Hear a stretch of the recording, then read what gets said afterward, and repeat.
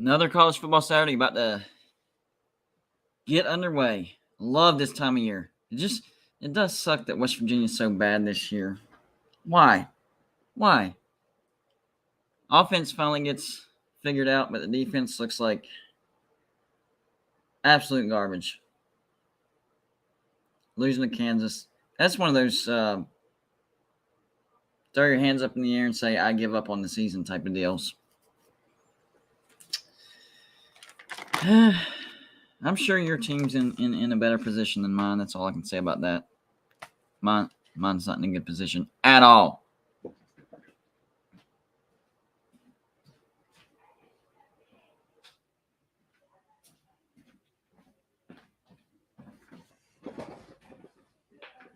Let's see. I needed to change a few of my spreads because the line fluctuated. Give me 1 second, guys. Make sure I update these lines before I rattle them off. 25. The pen doesn't work. There we go. That's the same. That's the same. That's the same. Same. Nope. That's 17 now. Oh, that's down to 2.5. Okay. 9.5. 17. Oh, 31. That helps. 47.5. 10. 3.5. 24. 11. Okay. That's now 33.5. Okay. 12.5. That is now 6, which helps. 21. Down to 11.5. Okay. Updated spread picks because the lines fluctuate. I wasn't able to put out my spread pick video yesterday. I ran out of time. No excuses, guys. I ran out of time. But I made sure to get it on the board, took a screenshot, and put it up on the community page of Golden Blue Dude. So I have proof as far as whether I'm right or whether I'm wrong about certain predictions, because it's always you're always perfect afterwards. I really picked this, and you could really, wash your picks, make them look better than usual. I don't like to do that. It's early in the season. Some of your picks are going to suck. Just own up to it. Last week I went 7-10, which might not sound great, but for my first week, it's actually not bad. Last year, my worst week was week 5. I went like 5-12, 5-13. It was horrific, but by the end of the year, I finished right around 70% because you get better because you start figuring out how good teams are. So for the first week, 7-10 is actually not bad. Hopefully that means that I might go past 70%. But for this week, and one of these probably going to cost me just because I'm being stubborn, and that's the first one. And we'll actually probably watch that together here in just a minute. I haven't forgotten about the Patreons. Y'all voted Miami at Texas A&M. We will definitely watch that one too. But the first game, which is the game we're probably going to watch here in just a little bit, number 1, Georgia at South Carolina. South Carolina, 25-point underdog. So that upset is not looking likely at all, especially when you look at the stats. South Carolina's offense is not great. Their defense is even worse. And Georgia actually has a really good offense and, of course, a really good defense. It's in Columbia. That's the only thing that gives them any hope. But I don't think it would be a horrible pick to take South Carolina in the points. Not horrible. I don't know how likely that is, but it's not horrible. Keep in mind, this is for entertainment purposes only, okay? I am not responsible for whatever bets you take. I just know what I would pick, and then you go from there. You take it from there, okay?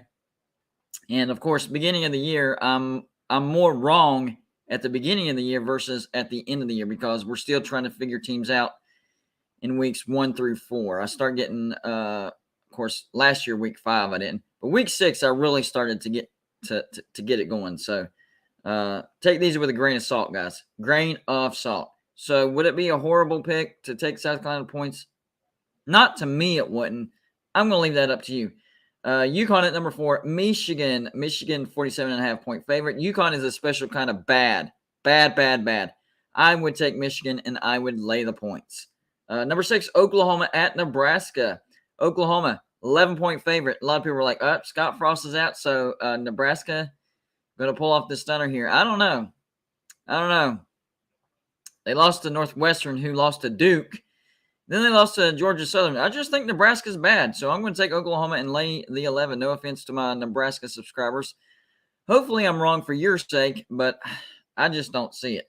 Texas State at number 17, Baylor. Baylor, the 30-point favorite. I think Baylor's going to be mad. I think they cover. I'm laying the 30. Number 12, BYU at number 25, Oregon. Oregon, a 3.5-point favorite. Kind of surprised me. I'm taking BYU in the points and taking BYU on the money line. Not the worst decision in the world. That's all I'm going to say about that. Number 20, Ole Miss at Georgia Tech. Georgia Tech now a 17-point underdog. I don't care. I'm taking Ole Miss and I'm laying the 17. Georgia Tech is also one of the teams that I have on my worst 10 Power 5 teams after week 2. So I would lay those Ole Miss points. Ole Miss actually has a decent defense so far. Number 22, Penn State at Auburn. Penn State, 2.5-point favorite. I'm still taking Auburn. I had Penn State splitting Purdue, Auburn, win one, lose one. Well, they beat Purdue, so I'm going to stick to that, and I'm going to say Auburn. Mild upset, but it's at home. And Auburn's a little bit better than last year. I picked South Carolina months ago, and it's not looking good. I mean, the game hasn't technically started, so I still have hope as of this moment, but looking at all the stats, South Carolina is not going to upset Georgia. So I will be wrong. UN Monroe at number 2, Alabama. Alabama, 49.5. That's easy. Lay that. They're coming off a close win over Texas, and Nick Saban is in a bad mood. So I feel bad for UN Monroe. They're going to get buried. Liberty at number 19, Wake Forest. Okay, so I changed my mind on that. I wrote it down to lay the points first, but I changed it on the board. I'm actually taking Liberty and the 17 points. I think it could be a close-ish game. Wake Forest could still beat them by 2 touchdowns and still not cover. Toledo at number 3, Ohio State. Toledo is a better team than people realize. I'm actually taking Toledo and the points. I'm not picking Toledo to win that game, but I am taking the points. Akron at Tennessee. Tennessee, the 47.5-point favorite. I know I put take on the board. I'm changing that. Akron's really, really bad. I think I'm going to lay those 47.5. So, yes, I reserve the right to change my mind. Down the home stretch, Texas Tech at NC State. NC State, 10-point favorite. I'm taking the 10 points with a possibility of Texas Tech upsetting the Wolfpack. Number 11, Michigan State at Washington. Washington, 3.5-point favorite. I'm taking Washington, and I'm laying the 3.5. I think they beat Michigan State convincingly. South Florida at number 18, Florida. Florida, 24-point favorite. But I think I'm going to take the points. I know South Florida's not great, but Florida is really, really bad. I think South Florida makes it a little bit closer than people think. Number 23, Pitt at Western Michigan. This is my lock of the day, by the way. Pitt is an 11-point favorite. I would lay those points all day long. I know Pitt's on their backup quarterback, but Western Michigan is really, really bad. And trust me, Pitt remembers what happened last year. I think Pitt is all over Western Michigan. Louisiana Tech at Clemson. Clemson 33.5. I would take the points. I would take Louisiana and the points. They're not that bad. They're not great. But Clemson is not looking good at all. Not at all. UTSA at number 21, Texas. Texas, 12.5-point favorite. I would take Texas. Lay the 12.5. Number 13, Miami at number 24, Texas A&M. Texas A&M, a 6-point favorite. I would take Miami and take the points for sure, and maybe even take Miami on the money line. I do think that Miami will upset Texas A&M. I don't know how the line's like that, to be honest with you. San Diego State at number 14. Utah a 21-point favorite. I'm going to take San Diego State and the points. I think San Diego State keeps it closer than people realize. And then Fresno State at number 7, USC. USC is the 11.5-point favorite. I would take USC and lay the 11.5.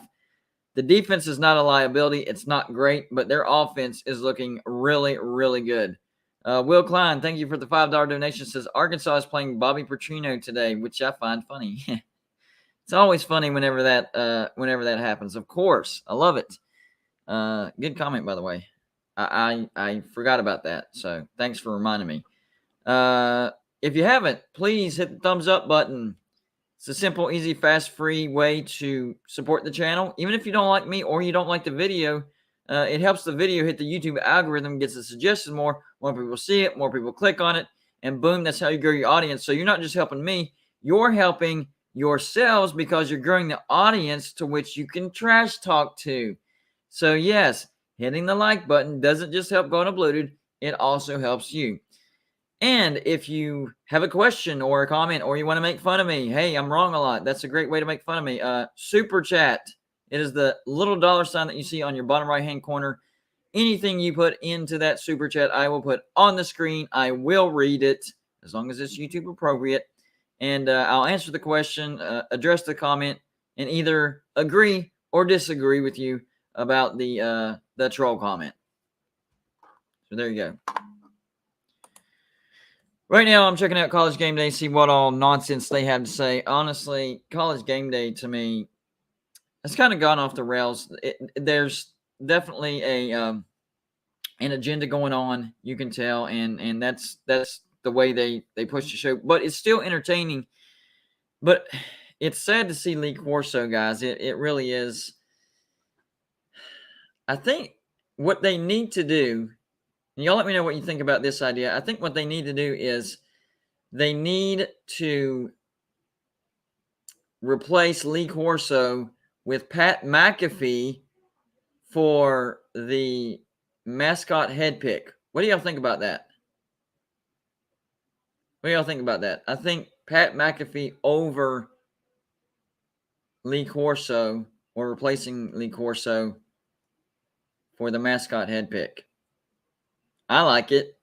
What are your thoughts on it? Yeah, let me check out Big Noon, by the way. That is a good pregame. Mixed reactions so far. I've gotten a hell no. I've gotten I agree. Jimmy Touchdown has a prediction. Neil Brown fired by the end of the day. Not the end of the year, but the end of the day. I don't see that happening. But midseason, I could definitely see that happening. I know we lost to Kansas, and that's not a good look. But losing to Townsend, that's dang near impossible. I mean, last week, even when the line came out, West Virginia was only a 16.5-point favorite, which blew me away. I'm like, what are they thinking? And what they're thinking is Kansas is better than what we thought, and West Virginia is a crap show right now. That's what they're thinking. Yeah, I'm definitely going to be going back and forth between South Carolina, Georgia, and Oklahoma, Nebraska. Jimmy Touchdown, thank you for the donation. Says Pat McAfee equals professional choke artist. Go Herd. Yes, I do agree with that 100%. Cost us a national championship if you really think about it. But I do think he's entertaining, and I think he would be a great mascot head picker, especially with Lee Corso not being able to complete a complete thought on air. And I'm not here to trash talk Lee Corso. I grew up on the guy. He's my childhood whenever it comes to college football, but it's sad to see him struggling the way he's struggling. It really is. I can't. I don't know. It's sad. That's all I can say. Man, you guys have really answered the bell whenever it's come to sending merchandise to represent your team on Going Unbluted. I mean, just in the past week, I've gotten 9 mini helmets. You can't see the 9th one because it's Glenville State. It's kind of, hold on. Let me switch that to over here. Maybe you can see it a little bit better over there.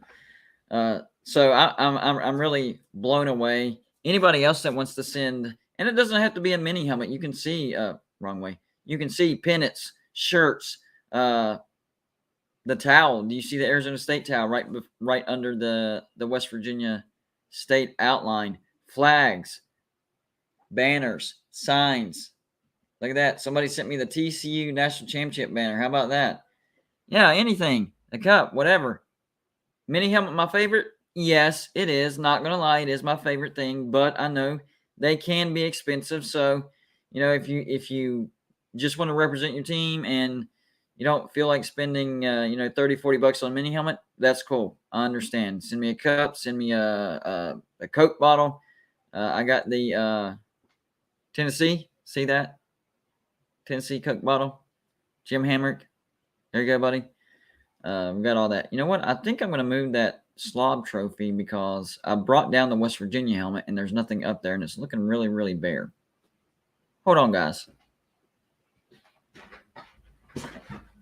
Oh.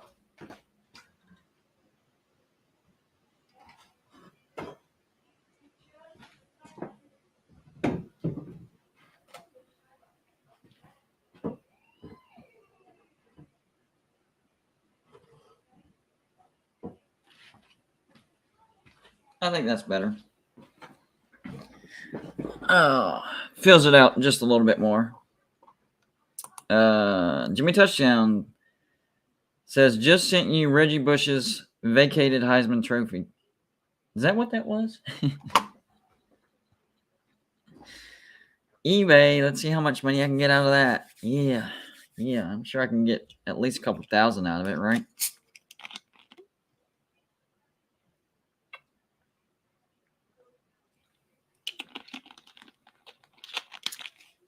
I agree, Anthony. Vegas does show a lot of favoritism towards Jimbo and A&M. Like, when are people going to realize that Jimbo's just not a good head coach? He's not. He left Florida State in friggin' shambles, and it looks like that he's going to do the same thing with Texas A&M because if you go back and think, Jimbo actually came into a good situation as far as the way Kevin Sumlin left Texas A&M. Texas A&M was sitting pretty good.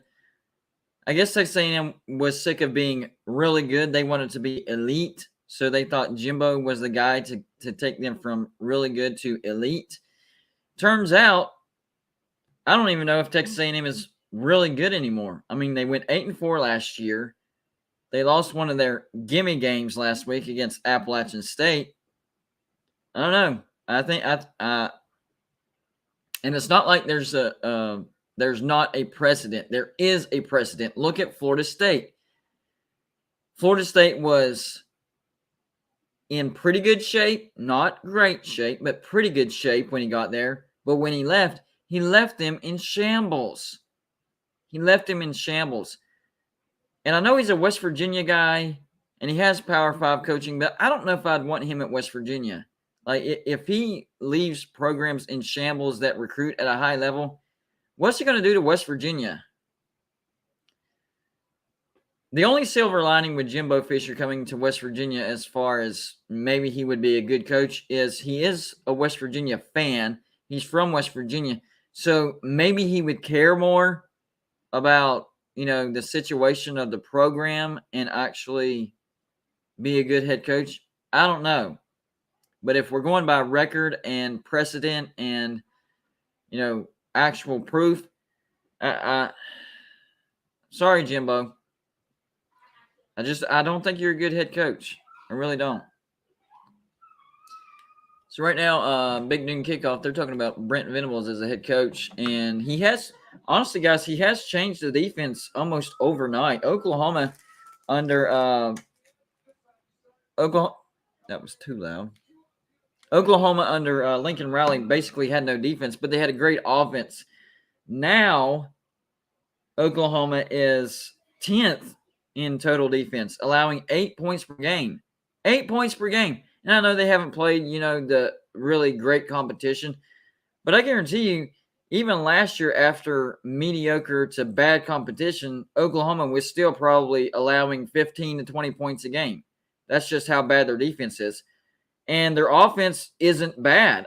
They're averaging 39 points per game. That's 39th.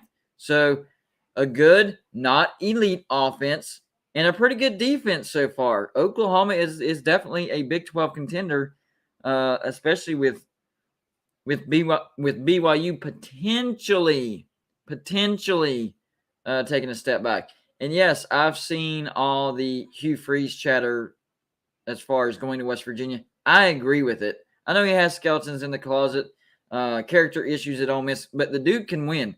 College football comes down to winning, and it looks like he's grown up. Trust me, Liberty has him under a microscope. They are a private Christian institution, and no, I am not saying that Christians are better than anybody else. Absolutely not. We are all the same. We are all the same. Nobody is better than anybody. But the point of that comment was he's under a microscope. So, they're trying to make sure he doesn't get into any trouble and besmirch the name of Liberty. And you got to look at it. He's taking Liberty from a team that nobody knew even had a football team to we're talking about Liberty. What? Yeah. Jimmy Touchdown, thank you for the $5 donation, says, if WVU loses to Towson, will you officially change your name to Thundering Herd Dude to honor the premier football team in West Virginia? I would do something trolly. I don't think that's trolling enough, to be honest with you. I think you can do better than that. That's a good troll. I'm not gonna lie. That's a good troll. But if West Virginia loses to Towson, we need to do better than that. There's got to be a better troll title than Thundering Herd Dude. That's just basically changing my affiliation. There's got to be something better than that. Got to be. I don't know, though. It's pretty good. Not going to lie, it's pretty good. And yes, if West Virginia loses to Towson, oh, man. You think I was mad last week with the clown video? No. Compared to that would look like a pleasant day in the park with Golden Blue, dude. West Virginia loses to Towson, and I'm checking out for the year, for the season. Done. Man. Unimaginable. But if I can't think of anything more trolly, I'll change my name to Thundering Herd Dude if West Virginia loses to Towson. That's fair. That is fair.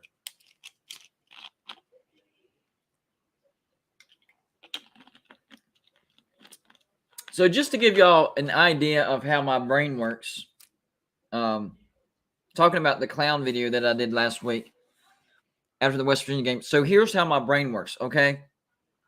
If something, first off, I have a terrible memory and I'm very scatterbrained, but it benefits me when it comes to YouTube because what happens is I have these random ideas that pop into my head and I'm like, that seems like a good video idea. And the way the clown video came into existence was me and my brother were mad texting, anger texting each other. And he said, freaking clown show. Whenever I saw that text, I was like, yes, that's what I have to do. And that was before the actual results. That was whenever Kansas was winning in regulation. West Virginia was on a comeback to send it to overtime. But I remembered that text and I just turned it into a video. And if the season keeps going bad the way it is, you're going to see some evolution with this clown character of mine. So I don't think we're going to lose to Towson, but I mean, if we don't get to a bowl and we lose like 7-8 games, whatever, then you're going to see an evolution of that clown character. He's going to get madder. He's going to have more details to him, not just the paint, the clown paint. More stuff will be added to the actual costume. So y'all might actually hope that West Virginia has a bad season. you'll see the evolution of the Gold and Blue Clown. How about that? Matthew DeVries. Sorrows Grape. I'm guessing that means your YouTube channel name. I don't know. But thank you for the $5 donation. Appreciate it. Helps keep the show going. But yeah, if West Virginia has a terrible, terrible season and we miss a bowl, you will see the evolution of Gold and Blue Clown. And yet, well, I don't want to go full costume right off the bat. I want to be, a slow progression. Maybe add a wig. Maybe add the actual, nose. Just a little more, little more, little more. Yes, circus music will be added at some point, but you got to see, because my thinking is, if West Virginia does have a terrible, terrible season, and I do this in progression, and in the future, maybe West Virginia gets a great head coach and we do great, then we'll be able to go back and look at 2022 and say, remember 2022, it was so bad that Gold and Blue dude literally turned into a real life clown over the course of the season. See, I'm thinking ahead. Jimmy Touchdown says, put 5,000 down and took the points for WU. Townsend. Ooh. Was there even a line on that? I didn't think that they even put out lines for FCS games. What is a line on that? Good gosh. Wow. I guess West Virginia's so bad that they decided, hey, let's try to make some money off this.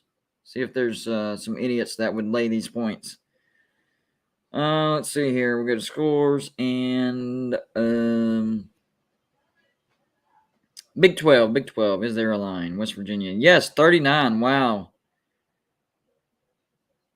That might not be a bad bet, to be honest with you. By the way, quick reminder, 39.5. Okay. Quick reminder, guys. Patreons, the score prediction contest game for this week is number 12, BYU, at number 25, Oregon. You have up until an hour before the game to get your score predictions in. If you don't know what I'm talking about, all my Patreons, whether you're a $2 Patreon, $5 Patreon, $10, whatever, they get to guess the score of a game every single week. And the person that gets closest to the actual score, you got to pick the correct winner, okay? It's not just picking the score. You got to pick the winner and the correct score, and whoever comes closest to that wins $20 every single week. Now, week 1, Daniel Brazen won, and then last week Charles Wood won. So we have 2 different winners so far. And on top of that, to cover paying out at the end of the month, if we get to $300 in Patreon subscriptions, I'm going to bump the prize from $20 to $50 a month.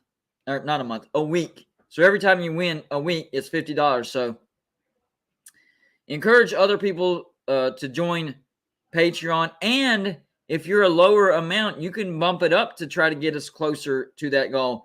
And the biggest advantage to being a higher Patreon is you get more guesses. So a $2 Patreon gets 2 guesses per week.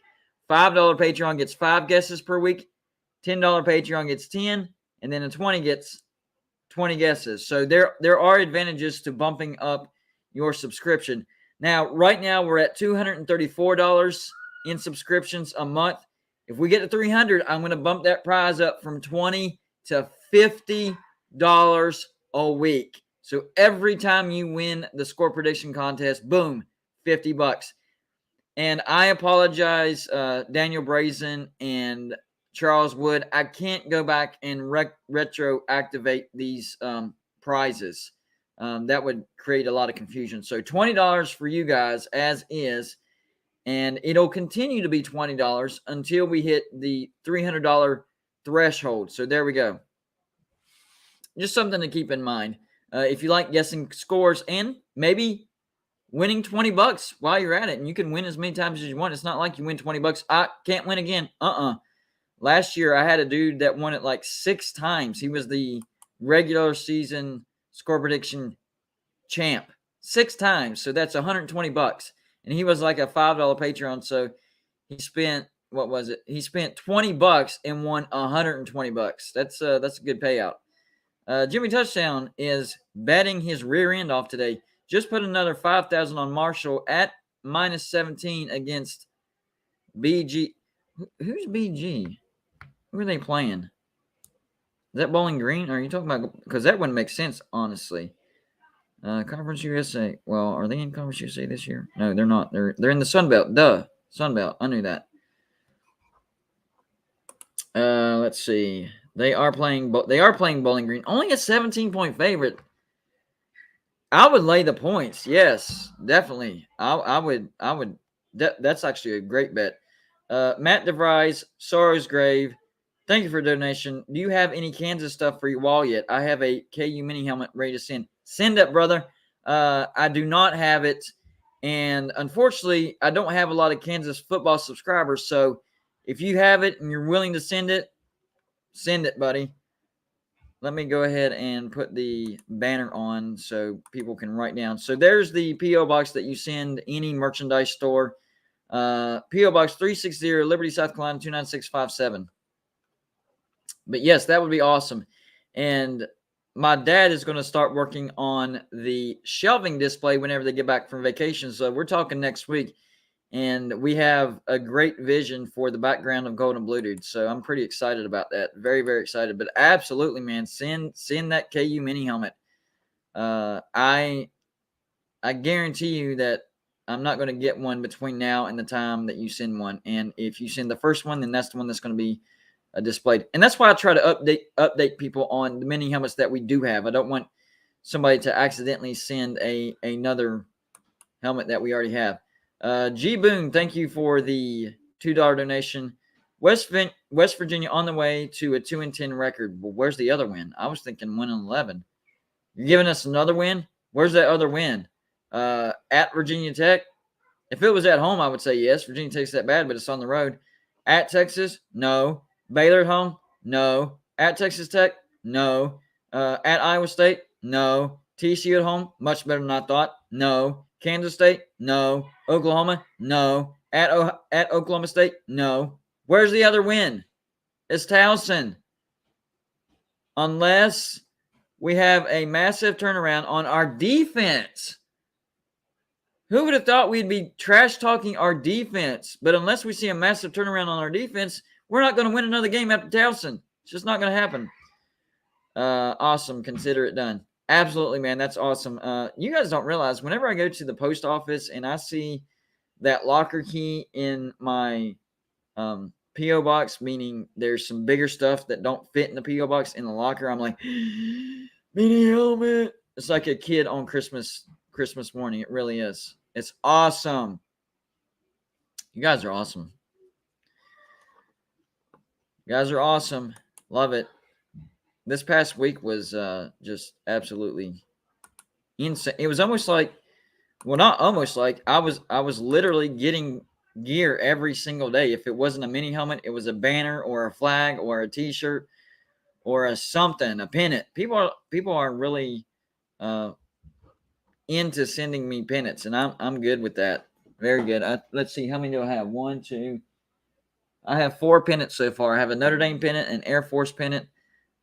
Sorry, you can't see it right now because I don't have the camera tilted. But on the regular videos, you can see it. I have an Air Force pennant, Notre Dame pennant. You see the Louisiana pennant right there, and Nebraska pennant. There we go, Nebraska pennant.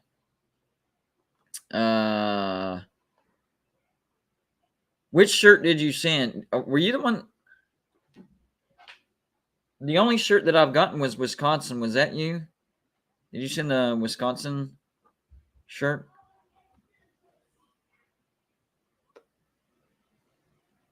Yeah. I'll stop by. No problem. I'm trying to figure out what shirt G Boone said that he sent. Because the only shirt that I've gotten, unless it's coming today and I need to check it later on. I don't know, guys. I don't know. That's weird. Hey, what about? Hold on.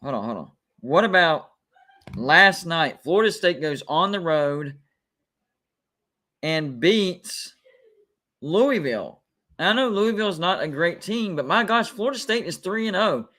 I already had them ranked number 25 after they beat Duquesne and after they beat LSU.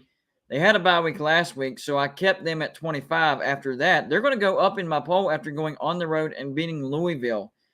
Honestly, I had Louisville beating Florida State. This is a big road win. I think Florida State's a bowl team, guys. Yeah, they are a bowl team. They are 3-0. They just have to win 3 more games. And if you look at their schedule, phone, that was your cue. If you look at their schedule, they get Boston College at home. They get Wake Forest at home. Those could definitely be 2 wins. At NC State, maybe that's a loss. Clemson at home, is that a winnable game? We'll still count it as a loss, but I think it's winnable. Georgia Tech, that's 3 wins right there. That's bowl right there, halfway through the season. At Miami, that's probably a loss. At Syracuse, that's probably a loss. But Louisville at home, win. Florida at home, win. Florida State could be looking at a 7-5, possibly an 8-4 season. The only games that I see at NC State, Clemson, at Miami, and Syracuse. I think they can win all the other ones. Even Wake Forest at home. Wake Forest does not have a good defense at all. At all. But they do have a good offense. G Boone says lots of W bumper stickers in my town. Where do you live? I do see West Virginia stickers and bumper stickers and flags around my area. I live in the upstate of South Carolina. And that's why I've been trying to tell people that West Virginia has a bigger fan base than you realize.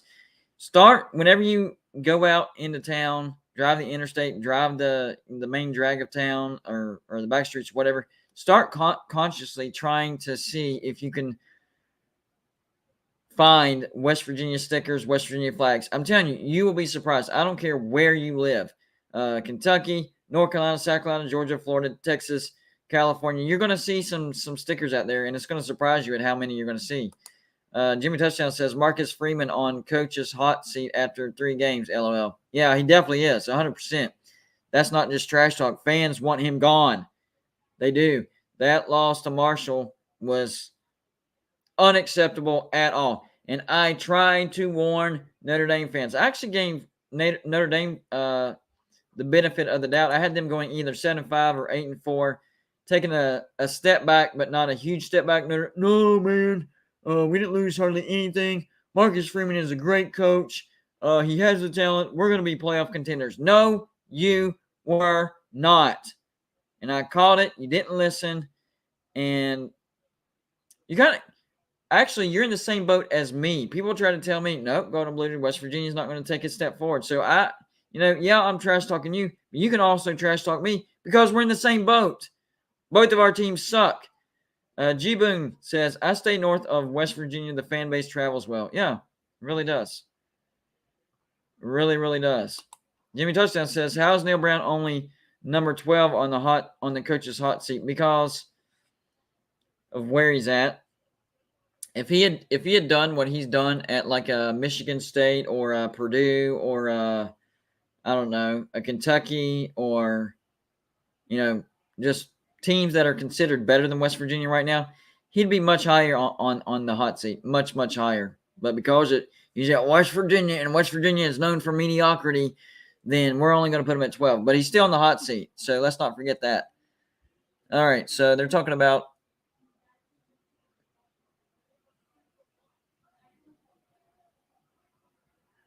I'm not familiar with what game they're playing right now. It's something to do with the jackpot. I haven't watched Big Noon Kickoff enough to know. It looks like they have one set of Big Noon Kickoff at the Penn State Auburn game and the other set at Nebraska Oklahoma, which they're going to share the Nebraska Oklahoma game. But why did they split up their set like that? That's kind of weird. Clay's lock of the week. And he's talking about Penn State at Auburn. I think he took Penn State. Correct me if I'm wrong because I couldn't really hear him. I don't want to turn it too much because I don't want this to get copyright strike. I think he took Penn State. If he did, I would disagree. I would take Auburn, the home team. I think they're going to beat Penn State. And honestly, I hope that I'm wrong because I think Penn State's a really, really good team. I think they're a 10-win season. If they lose to Auburn, if they beat Auburn, Penn State is a Big Ten championship contender. I predicted them to beat Purdue. If they beat Auburn on the road, they are a Big Ten championship contender for sure.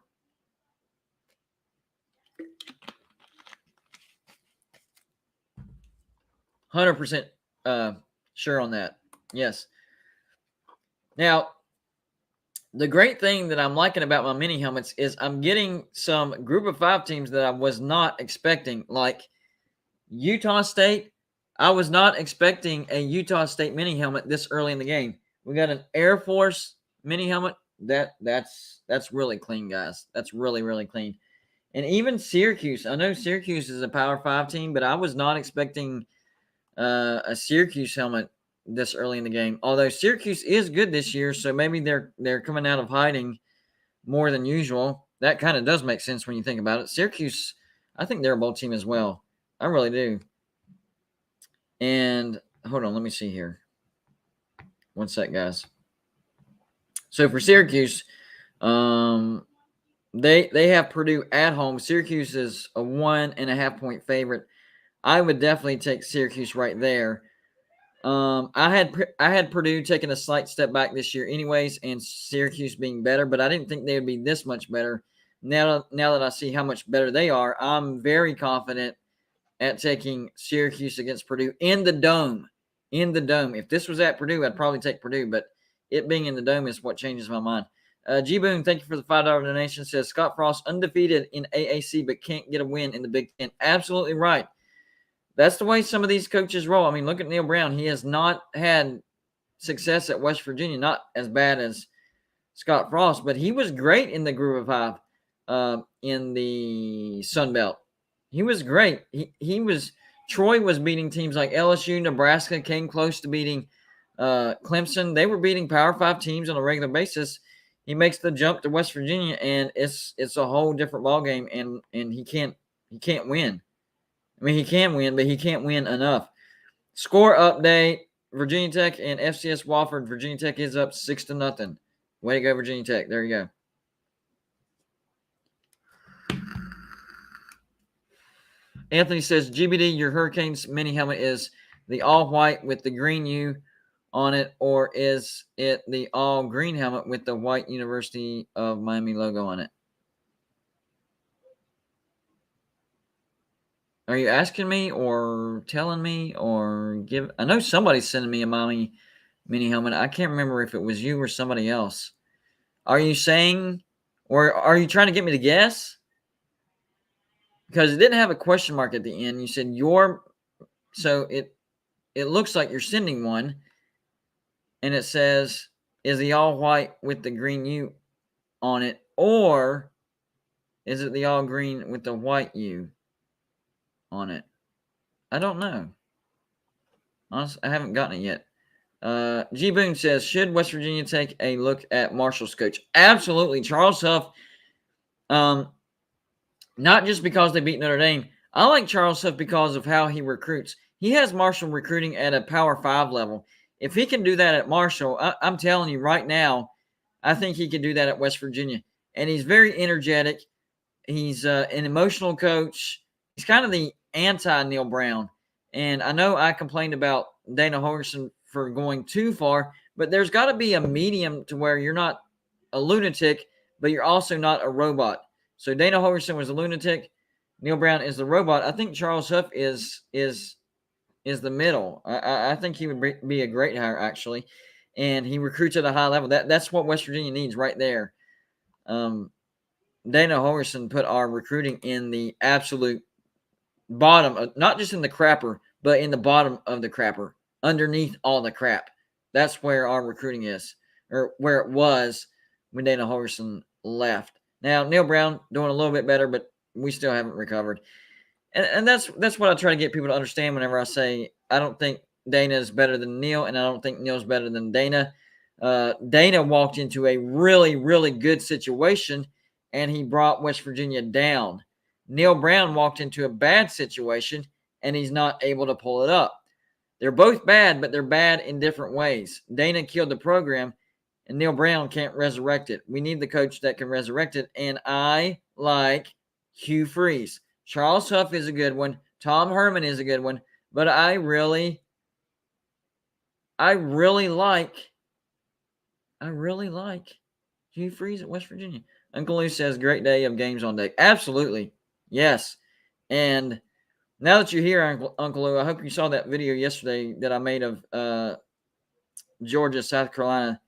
That looks like a bonehead pick now. I 100% admit that. I thought South Carolina was going to be a little bit better, and I thought Georgia was going to be a little bit worse. South Carolina is a 25-point underdog. Maybe you take South Carolina points because it's at home. I don't even know if that's a good pick. I don't even know. And you can't say that Georgia hasn't played anybody because they played Oregon. Oregon may not be elite, but they're not FCS or Group of Five. They're good enough to be able to make comparison. And right now, Georgia is allowing 1.5 points per game. 1.5 points per game. Is their defense going to be better than last year's? Better than last year's. They lost 3/4 of a historic defense, and their defense could be better. That's not fair. That's not fair. Jimmy Touchdown says it's Rich Rod or bust for West Virginia. He's 3-0 this season. Man, you're really laying down a good argument for Rich Rod, and honestly, I haven't been against it. Where's he at? I thought he was at UM Monroe, and UM Monroe's 1-1. Where's he coach at? I am missing that, apparently. GBD, I'm asking the Hurricanes friend that's sending you the helmet. Do you know if it's going to be the all-white helmet with the green logo or the all-green helmet with the white logo?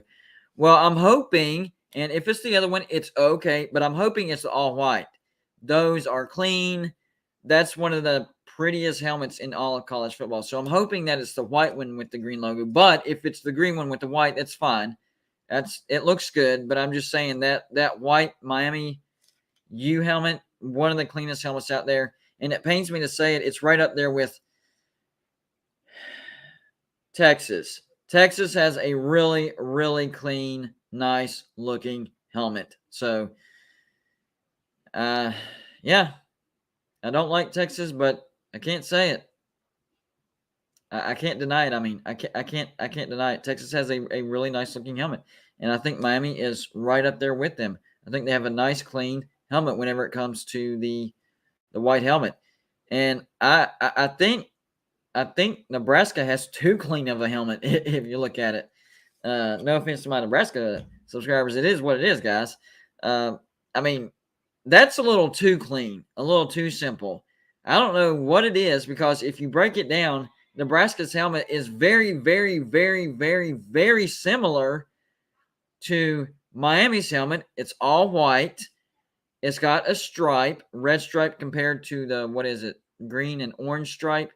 And then a simple U design for Miami, green and orange. And Nebraska, a simple N design with it being red.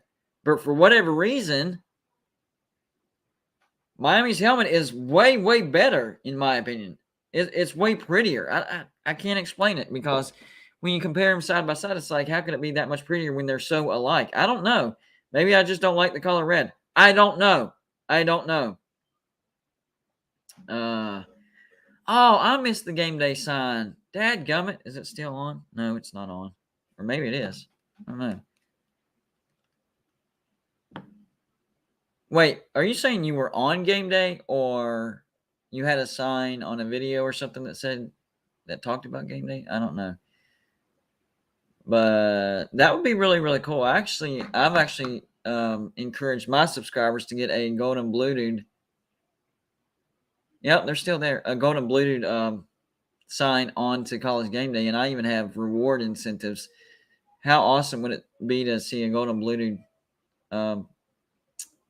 sign on game day. That would be absolutely freaking amazing. Jimmy Touchdown, thank you for the $5 donation. Says, got a Texas mini helmet, turned the horns sticker upside down. You want it golden blue, dude. Rich Rod is at Jacksonville State reinventing his office. Yeah, I'll take it. Absolutely. Absolutely. That's hilarious. And I guarantee a Texas fan will end up sending a helmet with the logo right side up. And I'll take those as well. G-Boone, thank you for the $5 donation. Says, after Rich Rod, West Virginia has been going downhill. Yes. OSU hasn't taken a bump. Tressel. Oh, okay. OSU hasn't taken a bump. Tressel, better than Meyer, better than Ryan Day.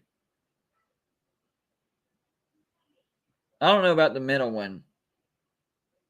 I would flip Meyer and Tressel. I think Meyer would be at the top for Ohio State. That's just me. But I see the progression because that is the order that the coaches arrived at Ohio State. So yeah. G-Boom says OSU helmet stickers are the best. Yeah. Mrs. Sanchez says, oh, it was a troll comment. Was setting myself up. I knew it. I was setting myself up.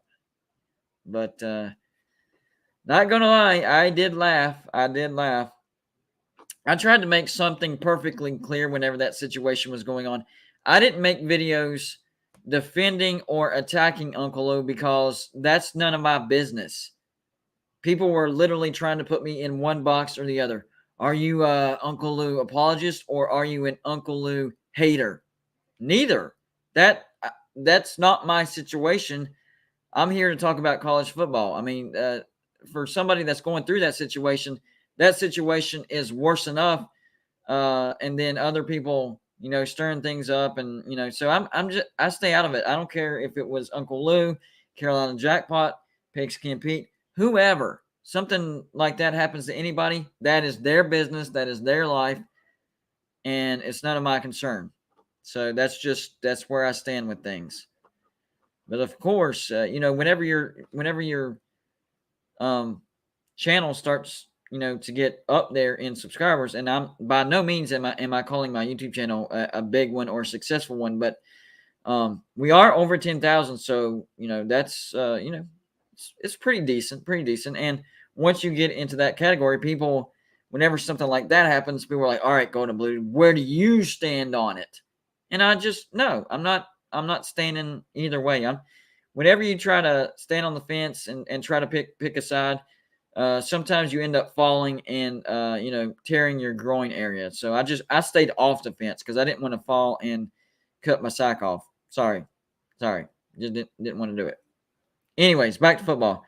I do think it would be really, really cool if one of my subscribers were able to get a gold and blue dude sign on College Game Day. I think the reward, I can't honestly remember, but I think the reward was $150 credit towards the Gold and Blue Dude store, but I might actually turn that into an actual cash prize, not $150. That's a lot.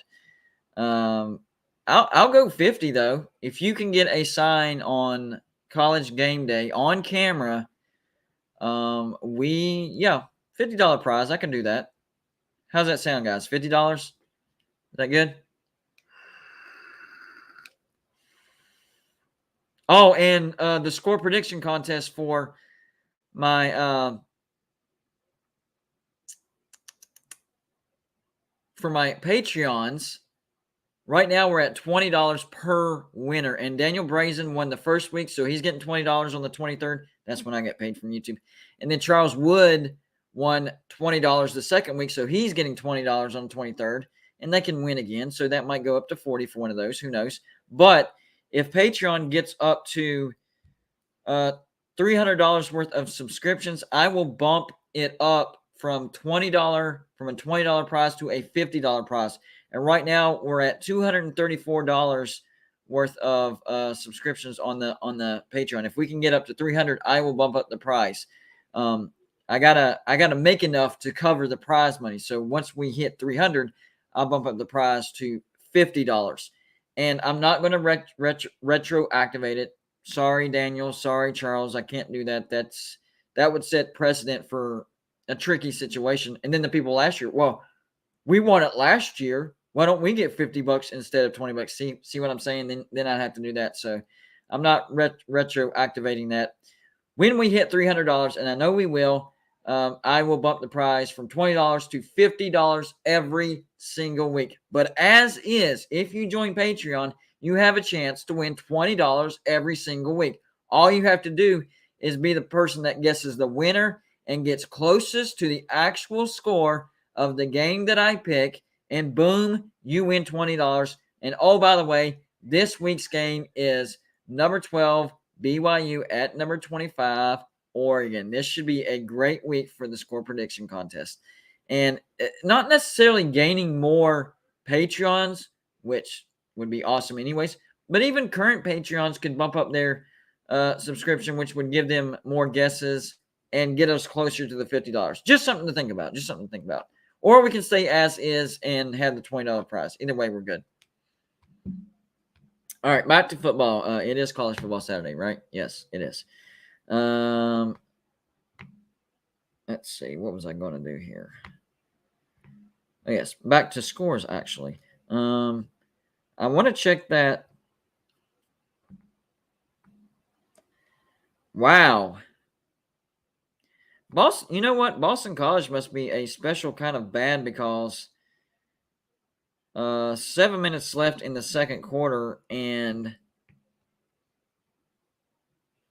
Virginia Tech is still only beating Wofford 6-0. Now it looks like they're about to score,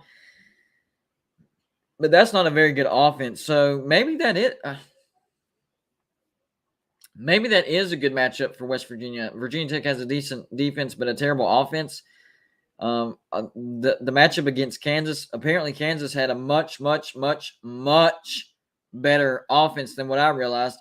And honestly, I didn't know that the coach Lance Leopold was running a Rich Rod type of offense, and our defense was not prepared for it. I mean, they really gashed our defense. Our offense is fine, guys. West Virginia's offense is fine.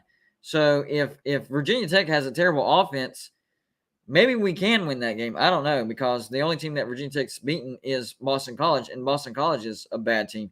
They can't score any points.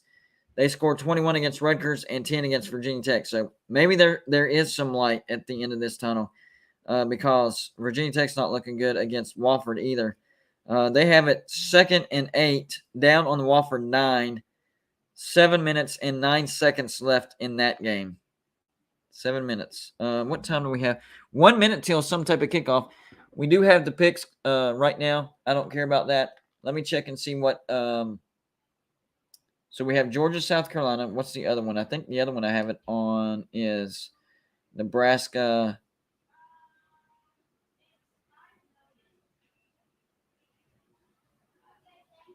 Oh, what the?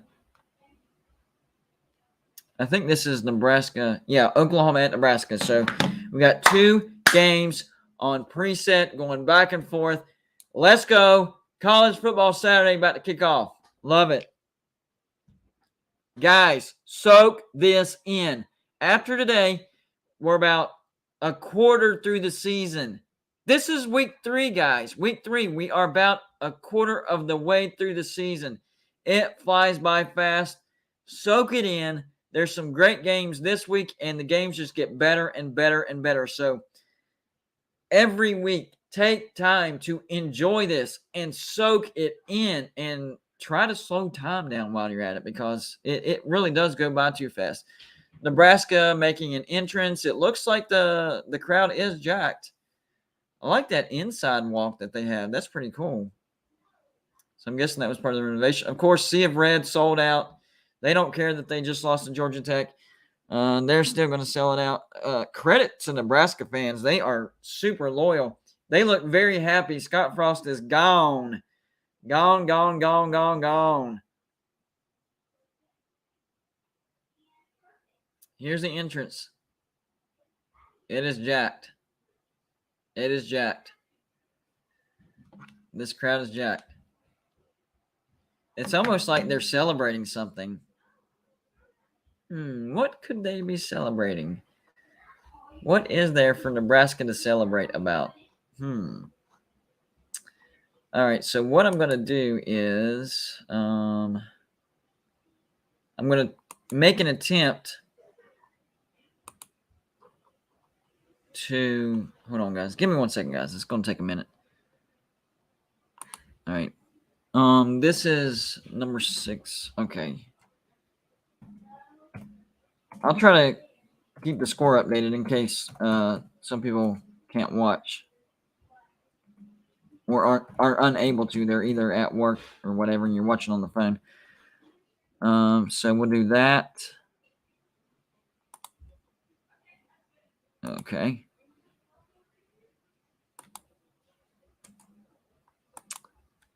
I don't want to mess this up too much, though. Hold on, guys. What's the second one? It is number 1, Georgia, of course. Duh. Number 1.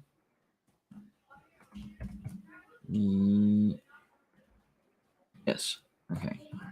Let's make sure I didn't have it on. Yeah, it kicks off here in just a minute. I have scatterbrain, guys. I have scatterbrain. I openly admit it. So we will keep track of both of these games. I'm trying to get this situated to where it looks right on the screen. One sec. I think that's going to work. Well, I'm going to space it out a little bit more.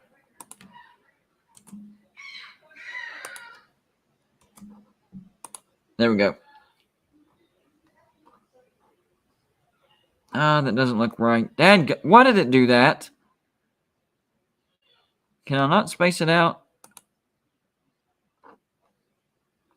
Shoot. You know what? I'm going to scroll this sucker. Yeah, that'll work. We'll scroll that. Let's see how that works. Let's see. Let's show it. That does not look good at all. What are you doing, StreamYard? Dadgummit. Okay, maybe I need to backspace it. Patience, guys, patience. All right, let's try that.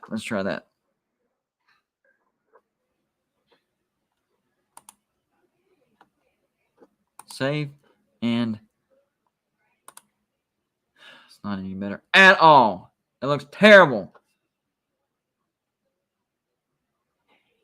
Well, that's not going to work. I'll think of something. By the way, Virginia Tech did score. They are now up 13-0 on Wofford. Nebraska and Oklahoma about to kick off. Georgia and South Carolina about to kick off. Let's go back to the South Carolina game, see what's going on over there. They're still freaking picking. You guys are running over. It is 12:05. Wait, maybe that game doesn't kick off till 12:30. I might be trolling them for no reason. Oh, it looks like I got backed up on my comments. My bad, guys. I don't think I missed any super chats. I think we're good. Oh, I did miss one. Will Klein. Bobby Petrino better have a motorcycle helmet. Yes. Yes. Let's hold on, guys. Hold on. I gotta check something here. SEC. No, it kicks off at 12. It does kick off at 12. They are running late. And everybody is picking Appalachian State over Troy, of course. Duh. Why would you not? They just beat Texas A&M.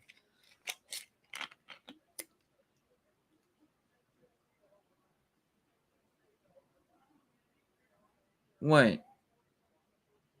Is that game day at Appalachian State? What the?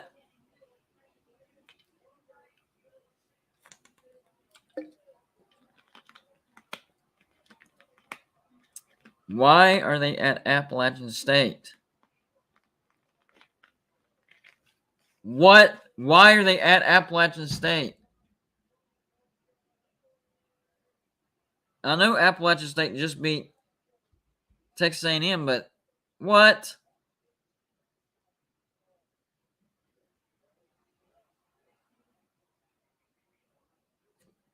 I am so lost. Somebody explain this to me. Why are they? Why?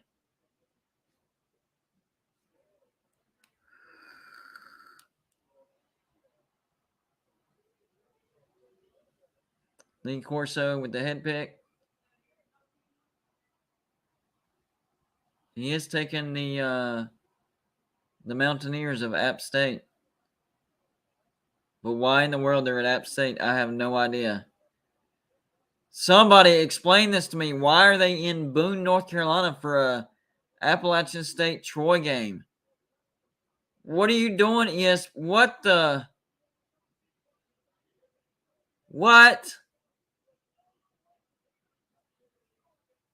What? Why? Why were you at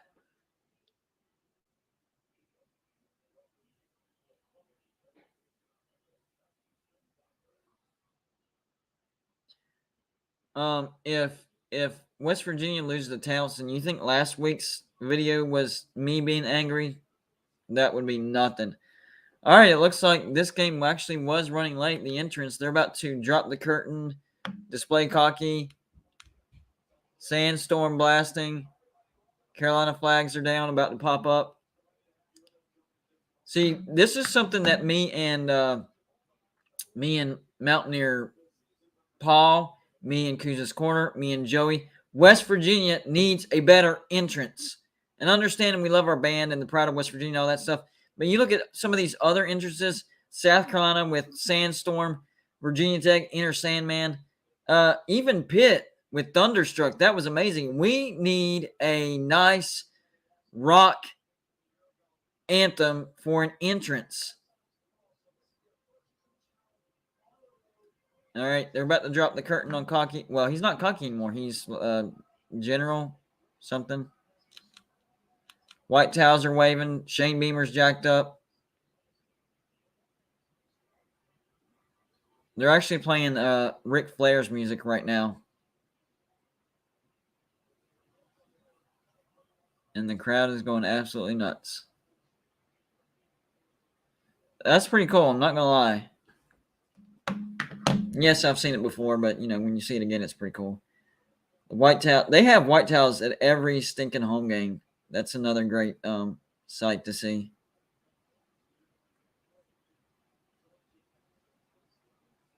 Here come the Gamecocks. So they didn't play Sandstorm.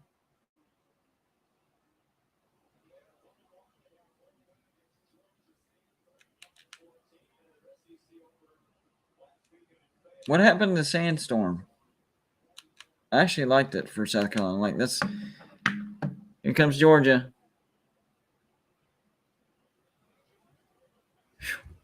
Does South Carolina have a shot? I don't know. I don't know. We will find out. That is for sure.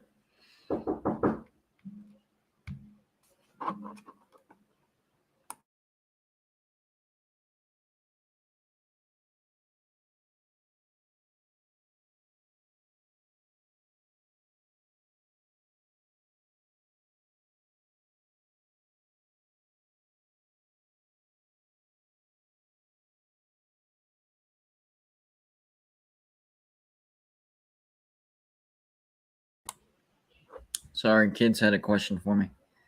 Eye of the Tiger. I know Welcome to the Jungle is a Cincinnati Bengals entrance. I like that as well. Eye of the Tiger. I'm good with that as well. Something catchy. Who was it? Kuz's Corner suggested Painted Black. That actually makes sense because of coal industry. Looks like Nebraska is on the move. Moving right to left. They are on the Oklahoma 30-yard line. First down, Nebraska. Nebraska might at least get a field goal here. Let's see here.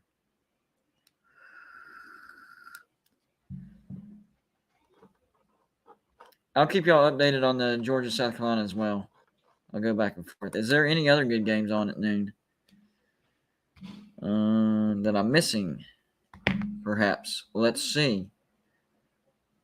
I don't think so.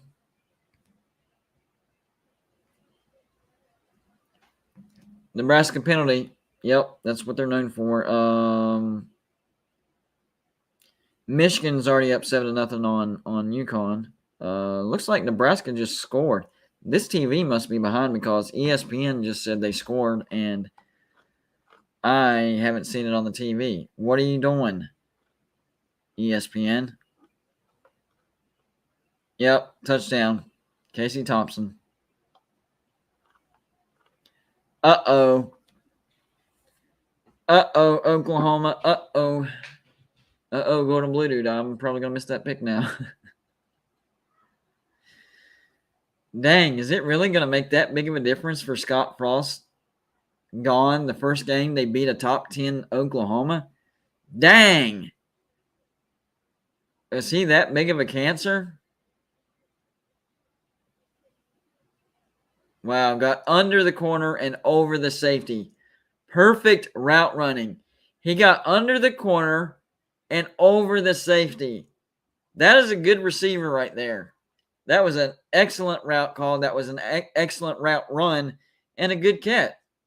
A good catch. And that was a good back shoulder throw as well.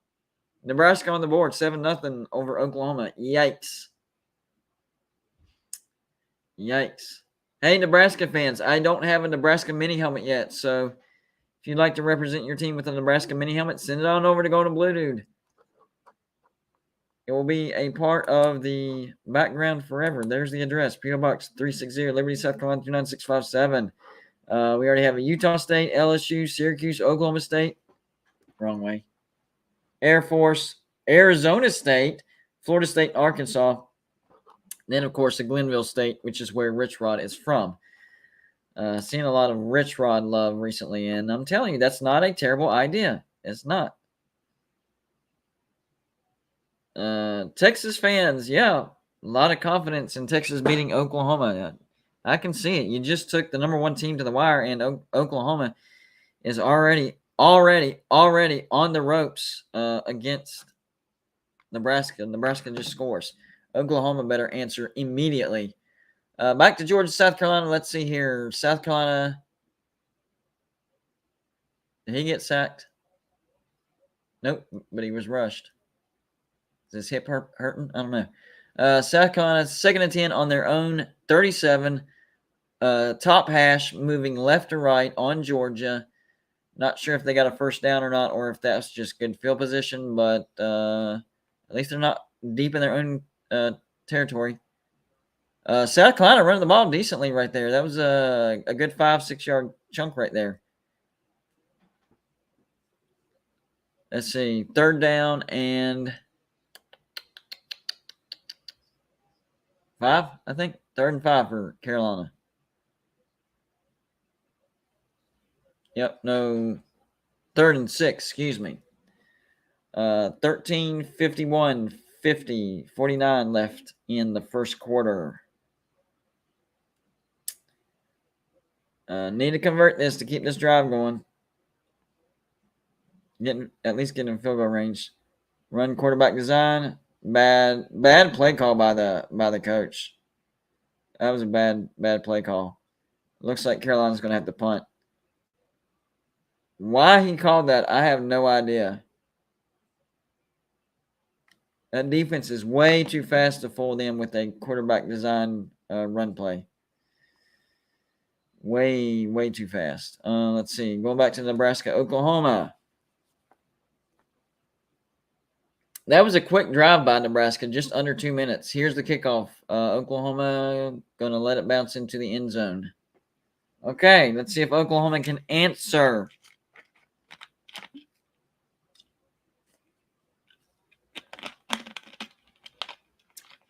Time to answer the bell. By the way, what time does West Virginia play today? 1 p.m. Oh, the line is now West Virginia favored by 41. So yeah, Towson beating West Virginia, it would be one of the all-time biggest upsets ever. Like, I don't think people realize the difference between Towson and Kansas. You think Kansas, you think, FCS schools can beat that team. Yes, but not this year. They're actually a good team. West Virginia is favored by 41 points against Towson. It's just not happening. I mean, if it did, then it would be fire him right now. Absolutely, yes. Like, no excuses. Like, there's no coming back from losing to Towson. There's no coming back from that. I don't care who you are. Looks like Oklahoma is they have a first down. They're on their own. On TV. They're on their own 36-yard line, moving left to right, top hash. Dylan Gabriel hands off, and they get nothing. Nebraska defense coming to play today. John Waffle, Towson is no. They're not even beating West Virginia. That's and I understand trolling. West Virginia just lost to Kansas, but that's silly talk. It's silly talk, guys. Come on. Oklahoma on 2nd and 11, gain about 3. And it is getting a little chippy, guys. It is getting a little chippy. Uh-oh. We going to see some fights? We might. All right, 3rd and 7. Oklahoma could be in some deep trouble early. Very hostile road environment. Nebraska is believing after the departure of Scott Frost. Dylan Gabriel taking off. He does have the first down and a lot more. Holy crap. They didn't tackle him. How does that happen? Touchdown, Oklahoma. You talk about bad tackling. Holy crap.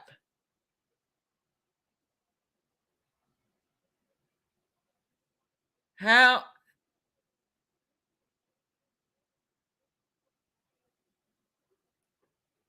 This is some bad tackling. He might have stepped out of bounds. No. He stayed in bounds. Holy crap. Yeah, they might look at that, but he stayed in bounds. That's a heck of a that's an answer right there. Yeah. Wow. This might be a shootout.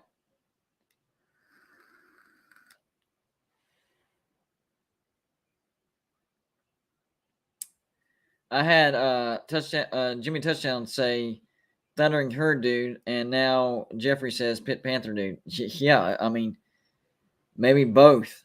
Yeah, that would be that's how crazy it is that I would change my name to something like that.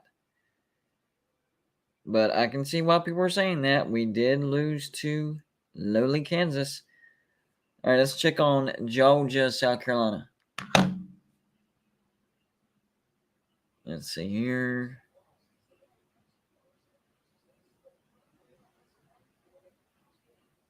Looks like Georgia just got a first down.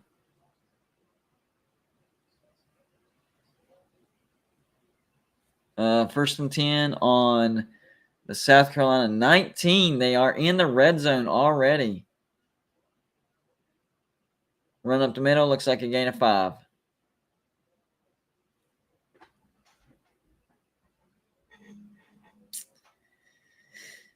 Oh, South Carolina about to get demoralized. And then the rest of the game is going to be cake for Georgia.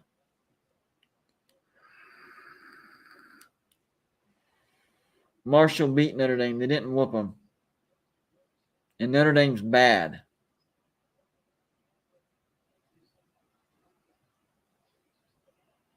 And they scored 10 against Ohio State and 21 against Marshall. That's not good.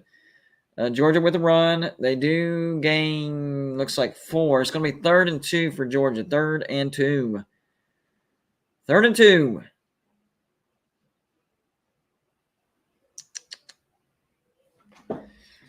Yeah, this pick is looking really, really bad. And that's why I made the video yesterday saying I'm sticking with it because I ran my mouth in the offseason. It is what it is. I ran my mouth. and it's in the process of biting me in the rear end as we speak. 3rd and 1 for Georgia, down on the Carolina 10. They'll probably go for it here, even if they don't get it, but they do get it, and they are down to the Carolina 5, maybe 4.5.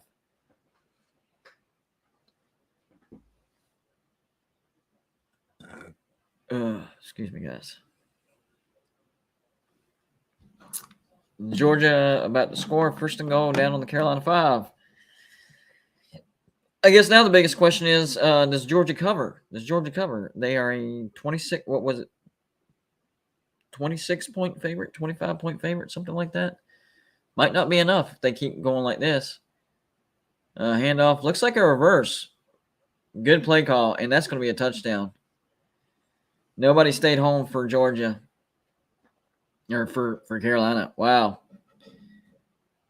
A reverse actually worked on the 5-yard line. That's how bad South Carolina's defense is. A reverse should never work from the 5-yard line. That was a bad play call by Kirby Smart, but the defense is so bad that it didn't matter. Bad play call, defense so bad, it's still a touchdown.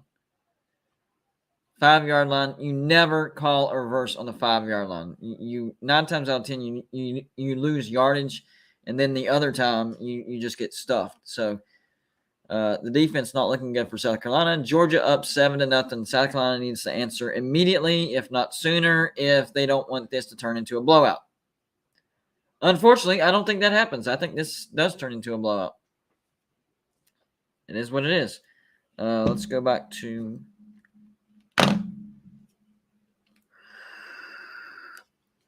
By the way, keep the suggestions coming. If West Virginia does lose to Towson, video ideas, what I need to change my name to, keep the ideas coming, guys. I like it. Yes, that's how bad of a loss that would be. I would change my name for a full week right now. If I find a name that I like that's trolly enough, I will do it. Video idea. Give me a video idea that I can do if West Virginia loses. I don't care. I will do it. At that point, I will stop caring about West Virginia football. If we lose to Towson, I don't care anymore. Nebraska with a 1st down, a nice hurdle. I'm not going to wear a clown suit right off the bat. So here's how I explained it earlier.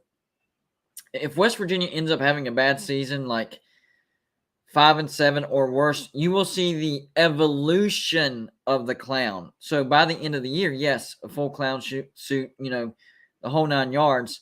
But as the sinking ship goes down, you see more and more added.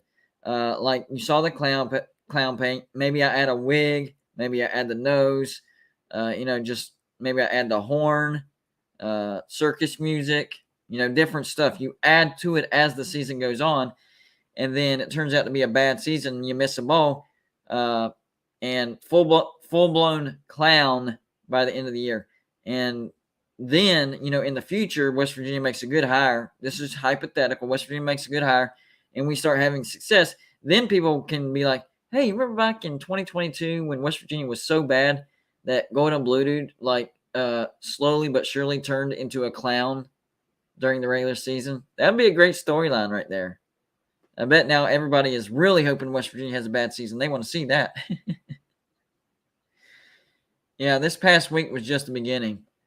Nebraska offense not doing good now.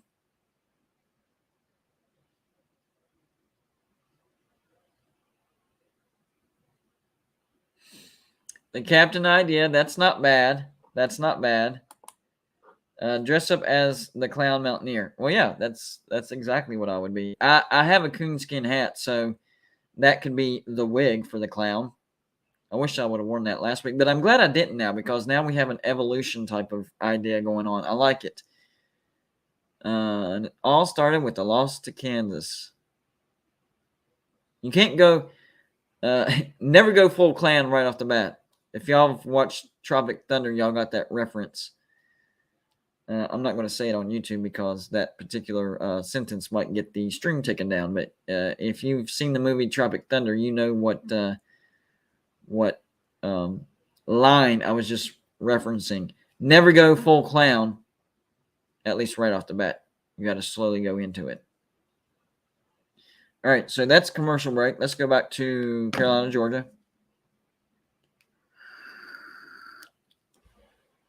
Looks like Georgia just kicked off and they touchback. South Carolina needs to score right now to keep this game close. Frightening Truth gets it. Frightening Truth knows what I'm talking about. Never go full clown. I like it. I like it. That's awesome. But if West Virginia has a bad season, I will be full clown by the end of the year. I 100% promise you that. 100% promise you that. Screenplay, terrible. I get what South Carolina's trying to do. They're trying to give confidence to Spencer Rattler. Maybe getting some rhythm, but that's not a good. I don't know. I just don't like that play call. Oh yeah, and it's getting tricky. There's the Stanford. It's actually getting kind of tricky with my background because of how much stuff. There's the Nebraska pennant. You got the Louisiana pennant. There's the Arizona State towel. There's the Stanford flag. TCU banner. Texas Tech round sign. Oh, South Carolina just hit a deep pass. Whoa. Whoa, whoa, whoa. Whoa. Whoa, whoa, whoa, whoa, whoa, whoa. Big, big, big play for South Carolina. What a pass by Spencer Rattler. He almost shed that and took it to the house. This is a big play, like 20, 25 yards, something like that. That's this crowd is now jacked. South Carolina 1st and 10 on the Georgia 29, top hash, moving left or right. This could get interesting. Or at least keep it within the spread at minimum. Get rid of it, Spencer. That was a dangerous lead right there. Maybe South Carolina can at least get a field goal. That's a win. Even getting a field goal out of this is a win for sure. I want to get those bottom helmets in shot, but still keep the Stanford flag in there. And we'll scoot this back that way so they're all in shot. Yeah, I think that works. I think everything's in shot except for the Nebraska pennant. I'm sorry, guys. I can't keep anything in the shot. Everything. Nebraska's on that side. But when I do regular videos and you can see the entire background, it's in shot. Run play? No. Picked off. Spencer Rattler underthrew that, and Georgia might take it to the house. No. Spencer Rattler underthrew that. Why did he do that? That was vastly, like the dude was running a go route and he underthrew it. That was a terrible throw by Spencer Rattler. Terrible, terrible, terrible.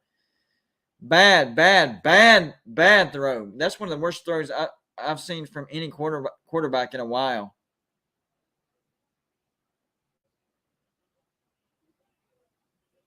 He underthrow. If you lay it out, what are you doing? What is he doing?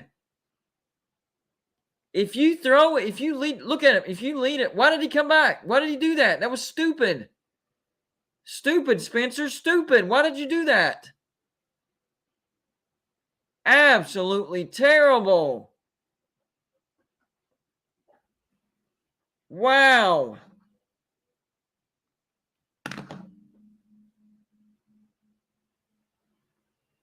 My gosh. Oklahoma is punting the ball. It is 4th and 6 on their own 16-yard line, moving left to right, top hash. Here is the punt. Almost got to it. That was good. That was some good heat. He is going to field it. Bumped into his own guy. Can't do that. Out at their own 33-yard line. Guys, you got to stay out of the way of your return guy. I'm going between Oklahoma, Nebraska, and Georgia, Carolina. And, man, South Carolina was driving, and Spencer Rattler threw a terrible pass. That was a bad, bad, bad pass. It was a play action to his running back, and then his running back was throwing a go route, but for whatever reason, he threw it underneath. So, play action to the running back out of the backfield, taking off downfield. He has the defender beat, so if Spencer throws it into the end zone, at least this guy can run under it. No, he shortchanges his running back is running and he throws it down here. Running back going, throws it down here, quarterback picks it off. That was a bad pass. Bad. I have no idea what he was thinking. I really don't. Like, you could see that when he threw it, it was going to be bad. Man.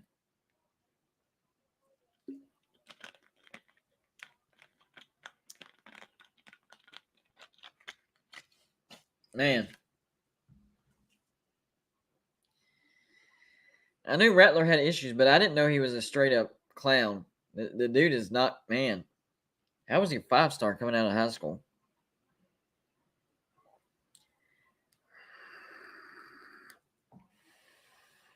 Man. Well, I'm going back and forth between Georgia, South Carolina, Oklahoma, Nebraska, and let's see. Oklahoma, Nebraska still tied at 7, and Georgia, South Carolina, of course, Georgia's up 7-0. Michigan up on UConn 7-0. Baylor up on Texas State 7-0, and Kentucky, Youngstown State still scoreless. I cannot believe how bad of a pass that was. That was really, really bad, guys. Really, really, really bad. Back to Oklahoma, Nebraska. Is it back from commercials? No, it is not. So let's go back to the embarrassment that is Georgia at South Carolina. Oh, my gosh. Georgia going right to left on Carolina's 43. Stetson Bennett pass out of the backfield. And, of course, this play is going for 15 yards. South Carolina cannot tackle. Georgia is calling these simple plays that are going for 10, 15 yards. Yeah, they're showing it right now. 21 out of the backfield. He's running a go route. He actually might have the guy beat. And Spencer just underthrows it. It makes no sense. You throw it to where your guy runs under it. It's like his timing is just way off. Quarterback keeper for Stetson Bennett. Of course, he gets another 5 yards, maybe 6. He stuck the ball out. No, 8 yards. Excuse me, 8 or 9 yards. I mean, Georgia is calling the simplest of plays, and they are going. They are going for 10, 15 yards.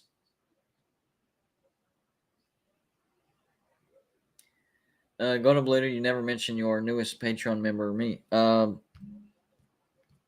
I had like 5 join in the past week. And I try to send messages every time somebody joins, but I guess sometimes I do forget. Yep, I did. I'm sorry, my bad. But we had Matt, Charlie, Kenneth, Cowpoke Matt, and Andrew. They all joined this past week. So Patreon is looking really, really good right now. Really, really good. And if we get to $300 worth of subscriptions, I'm going to bump the $20 prize up to a $50 prize. Right now, we're at $234 worth of subscriptions. So encourage your friends and family or anybody that you know that watches Golden Blue to join Patreon. Stetson with the quarterback keeper. And once again, it's going to go for 10 yards, possibly a touchdown. Touchdown. A simple quarterback keeper and touchdown Georgia. It's bad.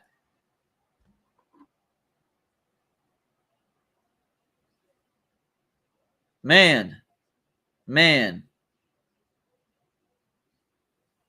And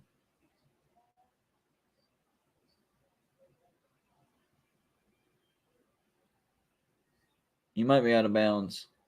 Yeah, I think he's out of bounds before he touches the pylon. And that ref behind should have. Hold on, let's see here. We'll see it like this. Right. Yeah, he's out of bounds at the 3, 2.5. It was close, but he's out. If they review this, it's going to be taken back.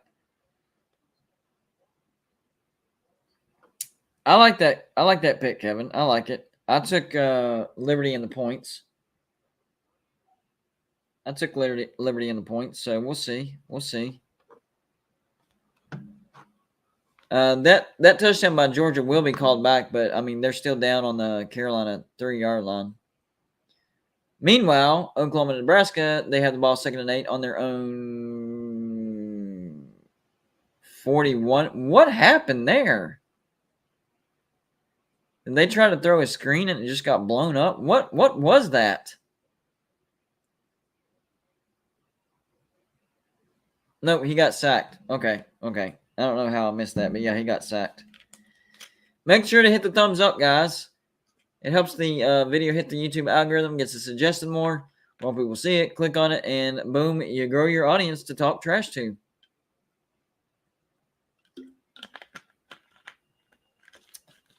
Another sack. It was 3rd and 12, and Oklahoma gets another sack on Casey Thompson. Man. So Nebraska came out hot, and Oklahoma is answering. Oh, that edge just flat out beat the tackle. That right tackle should be ashamed of himself. Ashamed of himself. Ugh.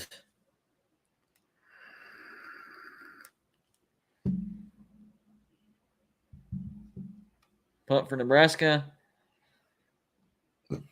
Oklahoma fields it. He's going to run it. This might be a decent return. Yep, down to the Oklahoma 39. Decent return. Didn't take it to the house, but it's a decent return. Oh, man. I can't wait for my shelves to get made. And I thought it was going to be complicated, and my dad would be like, I'm not sure about that. But he was like, no, that's a piece of cake. My dad is really, really good with carpentry, so he said it should be easy, and it's going to look really, really good. So the idea is we're going to have 3 shelves on the wall, but they're going to extend from the wall. There's going to be a curve on both sides. That way it's going to give the background some depth. And so I'll display the helmets. So even though the wall is going to be like this, vertical, I'm not going to do the helmets like this. I'm going to turn them sideways. So they're going to be like, well, should I do it that way or that way? Maybe that way. So they're going to be like this. No, maybe that way. Maybe that way's better. Yeah, that way's better. So they're going to be like layered like that. I was not expecting the Syracuse helmet. That's really cool, guys. Really cool. Oh, I will say the first conference, whether it's a Power 5 conference or a Group of 5 conference, but the first conference that is fully represented by my subscribers through mini helmets will have bragging rights as far as what conference gets supported the most by their fans. And I'm going to think of some type of prize for the guys that sent in the conference that wins. So let's see who's winning here. All right, so the ACC has 2 helmets. The Pac-12 has 1 helmet. Let's see. The SEC has 2 helmets. The Big 12 has 1 helmet.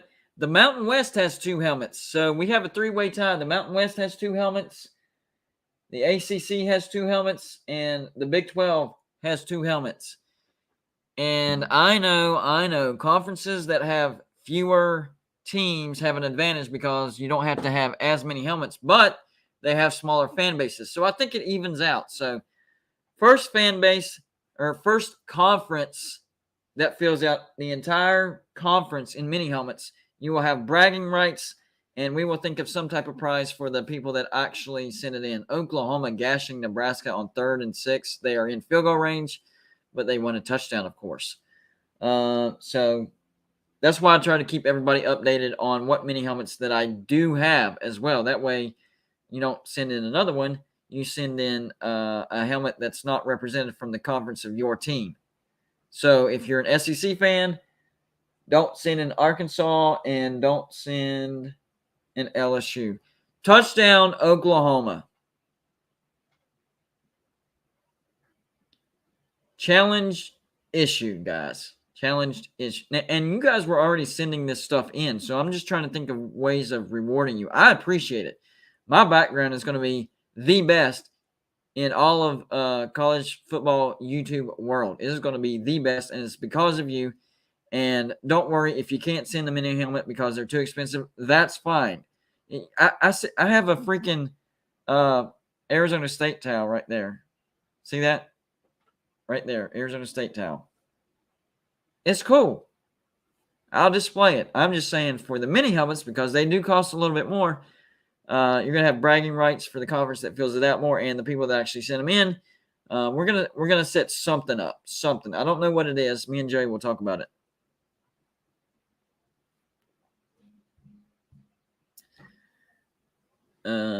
So Oklahoma now up on Nebraska. Did Georgia score? Probably.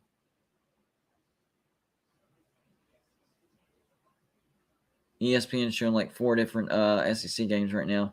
Looks like Kentucky scored. I did not see that. Yeah, Georgia just scored, and it goes out of the end zone. And I know that Georgia's up 14-0. Oh, yeah, we expected this. But Spencer Rattler is one bad decision away from this game being tied at 7. If he airs it out over his running back, that's a touchdown for South Carolina. And we're looking at a 7-7 football game. But instead, he vastly underthrows his running back, and it's an interception. One play. And this could be a close ball game, and the momentum can be with South Carolina, but Spencer Rattler makes a terrible, terrible decision, and now the momentum is strictly with Georgia. By the way, Kentucky is now up 7-0 on mighty Youngstown State.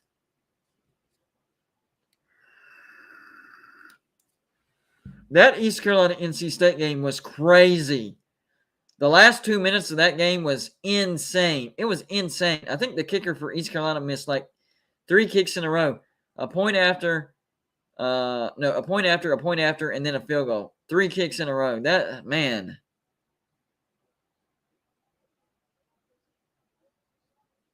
That was his own read, and Spencer Rattler did not read it very well. Should have handed it off.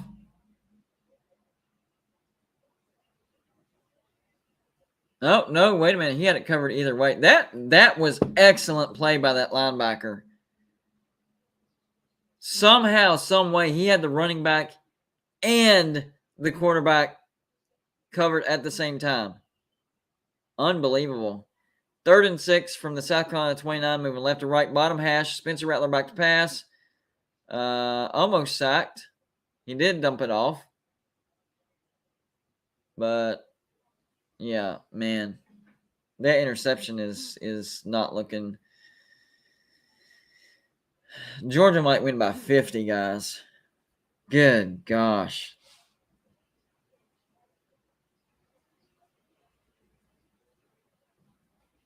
Unfreaking believable.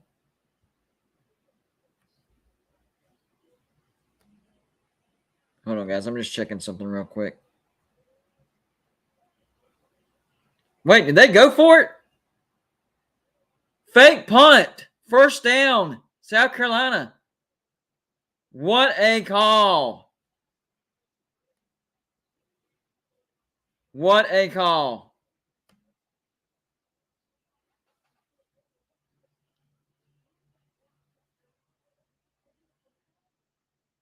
What a throw.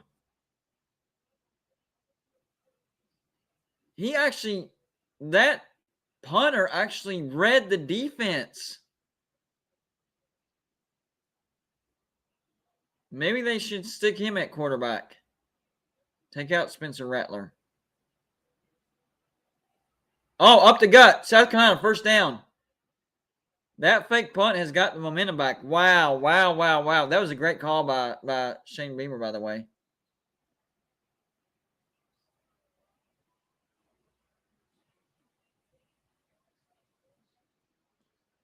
That was a great throw by the punter. Great throw. Now South Carolina is they're moving. Like I said earlier, South Carolina is one bad throw away from this being 7-7. Man, I want Shane Beamer at West Virginia. He's got guts. Neil Brown won't even go for it on 4th and 6 freaking inches. And he'll go for it on 4th and 6. Give me Shane Beamer all day long.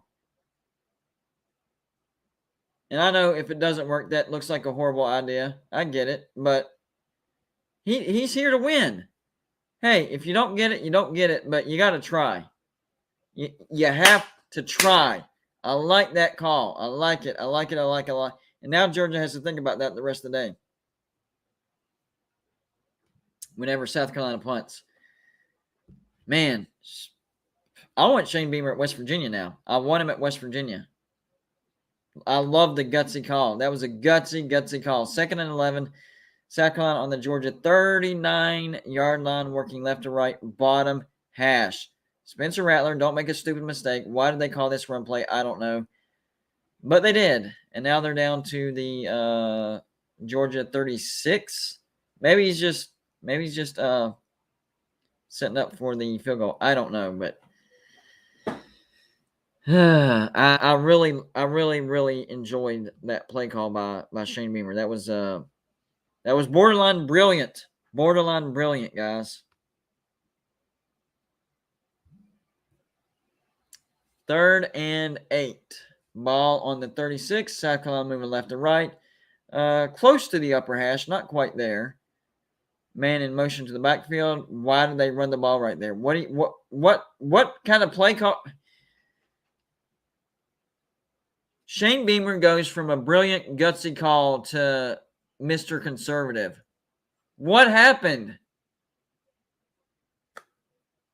Are they going to have to go for it again?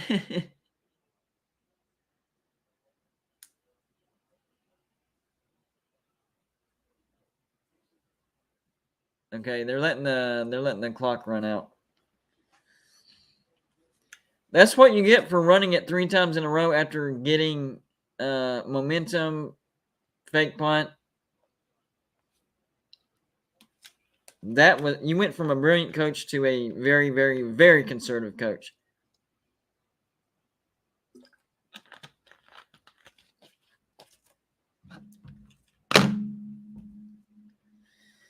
See what Nebraska's doing. Of course, commercials on both. You gotta love it. You got to love it, right? Any questions or comments or troll attempts, or you want to trash talk another fan base? You want to get my attention and the attention of everybody else? The best way to do that is the super chat button. That is the little dollar sign you see on the bottom right-hand corner underneath the comments section. Anything, and I mean anything, as long as it's YouTube appropriate, that you put in that super chat, I am going to put it on the screen. So you want to trash talk a team, or you want to brag about your team, and you want everybody to see it and recognize it, super chat it.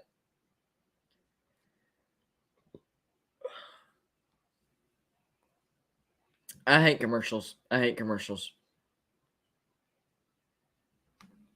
a very impatient man. Very, very, very.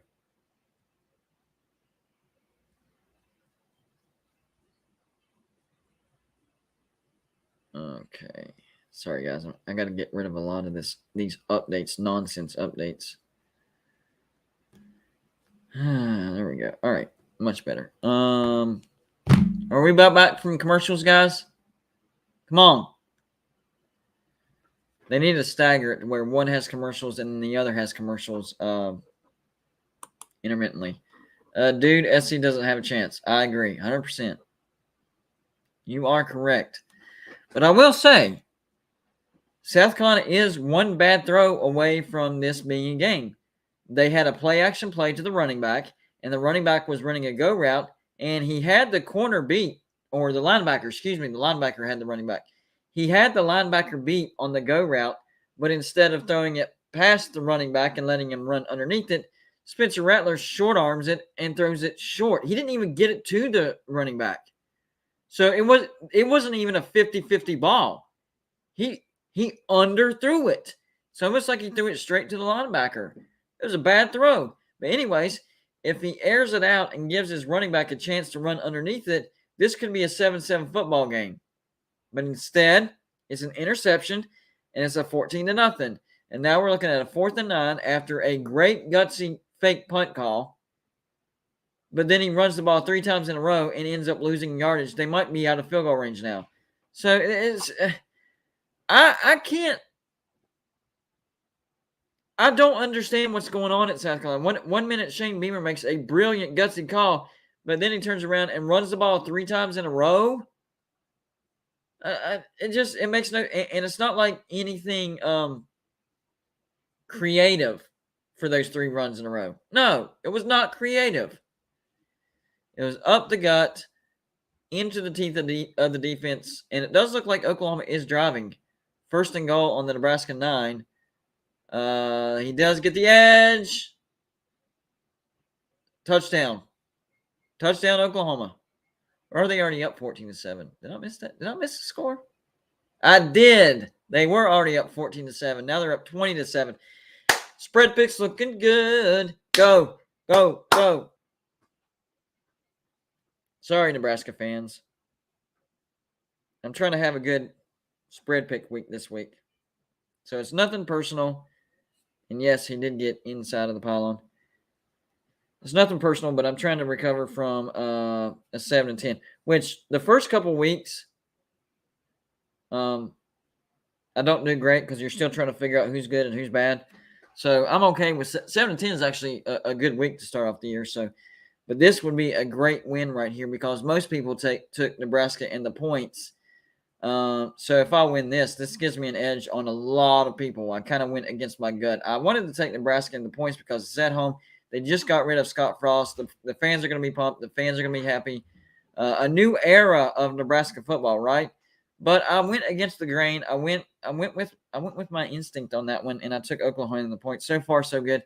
But we still got 3 quarters basically left because there's about 15 minutes.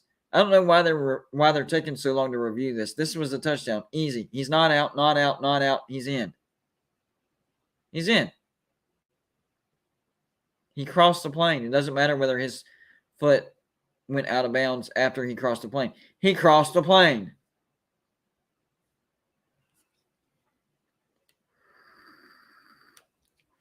Oh, by the way, hold on.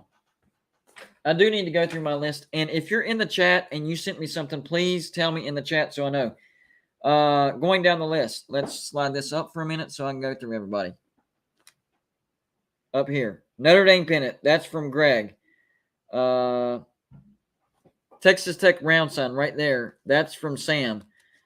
LSU mini helmet. That's from Shane M. 1980. Wisconsin t-shirt. That is from... Dadgummit, he told me now. I forgot. The Wisconsin fan. If you're in the chat, let me know. I wrote it down, but on a different piece of paper. Glenville State mini helmet. Over here. Right there. That's from Matthew. Air Force pennant. You see it on right there. That's from Kobe.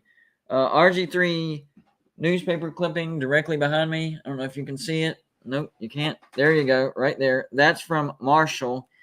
Tennessee, Georgia bottle.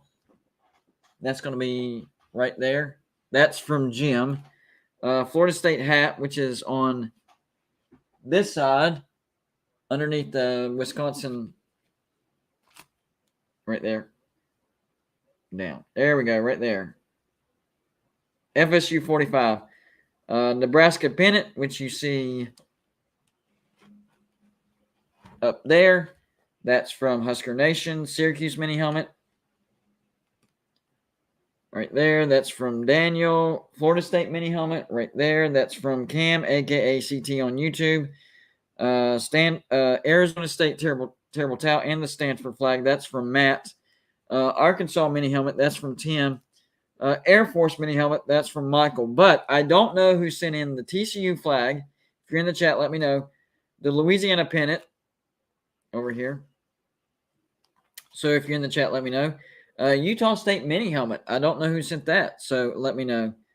And the Arizona State mini helmet down here. I don't know who sent that, so let me know in the chat if you sent any of those items that I don't know, because I didn't see a note attached to those. So if you sent any of those Let me know in the chat so I can write it down.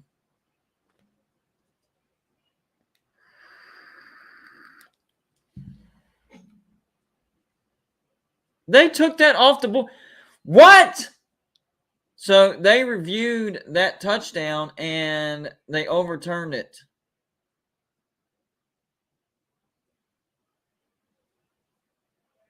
What in the world? How was that not a touchdown? How was that not a touchdown?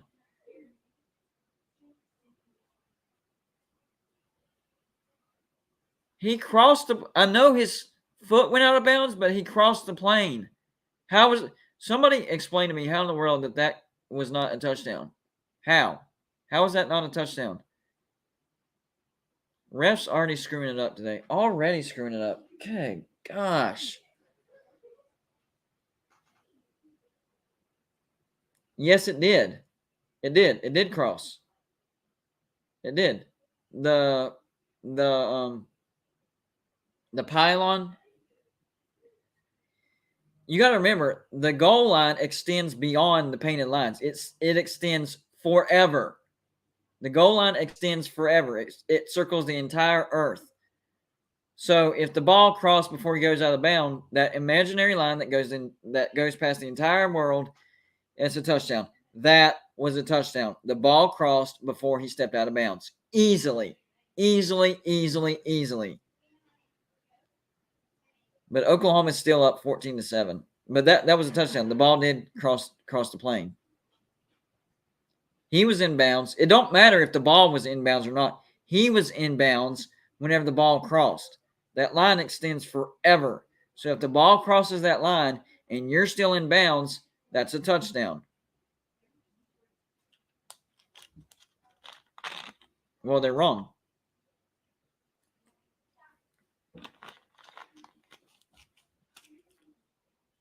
Now, if he stepped out before, then yeah.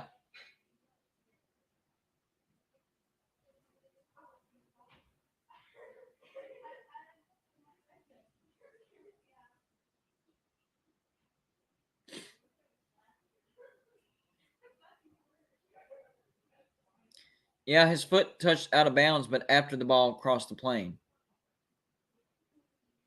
Once the ball crosses the plane, it doesn't matter if your foot touches out of bounds, unless it's a catch. Of course, you have to get a foot down. But he's running. That wasn't a catch. He was running. So he crosses. The ball crosses while he's still in bounds, and then he steps out of bounds. Completely different than catching. Yeah, the ref said otherwise. The refs are wrong a lot.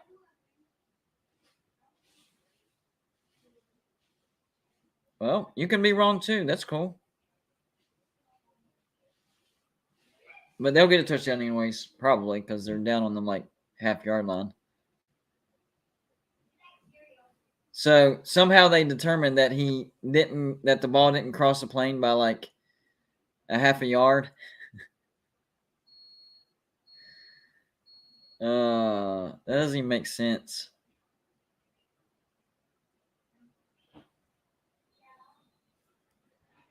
Second and goal. Touchdown, Oklahoma. So yes, they did score.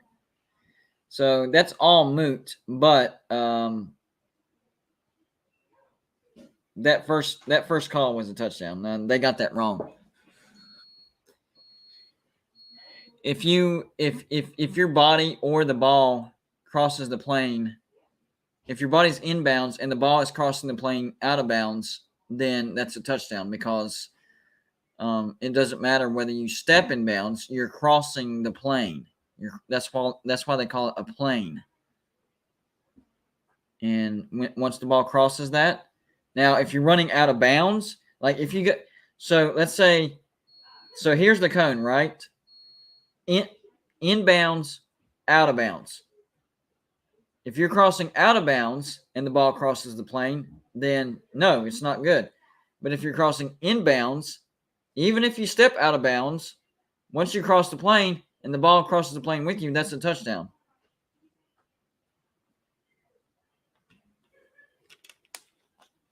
Well, he had control of the ball. he didn't step out of bounds before he crossed the plane. So really, the only thing they had to look at was, did the ball cross the plane, which it did. It doesn't matter that he stepped out of bounds after the fact. Let's see. Yeah, it looks like Georgia did score. Yeah, what a toe tap. Wow. And the bludgeoning continues. 20-0. Am I seeing South Carolina fans already leaving? Holy crap. South Carolina fans are already leaving. You can see in the end zone from the point after. Yeah, we've had enough. We ain't coming back from this one. It's going to be a small crowd, Kevin. The fan base right now has come out and said that they're not going to support Neil Brown. Like, they have come out and said it.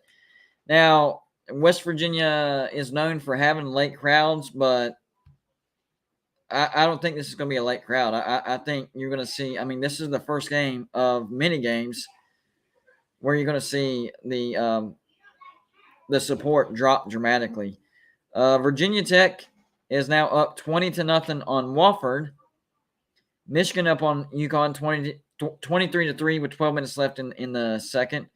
Kentucky up on Youngstown State 14-0, 6 minutes left in the second.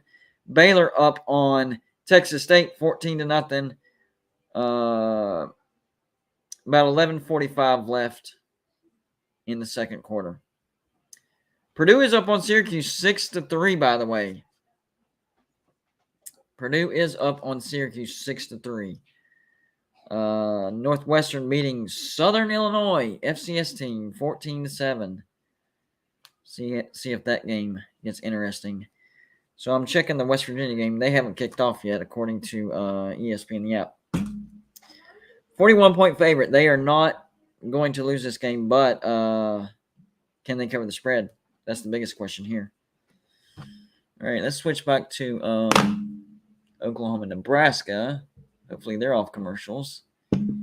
Nebraska with the ball. 3rd and 16. Holy crap. This is not looking good. And he's running the ball. What kind of play call is that?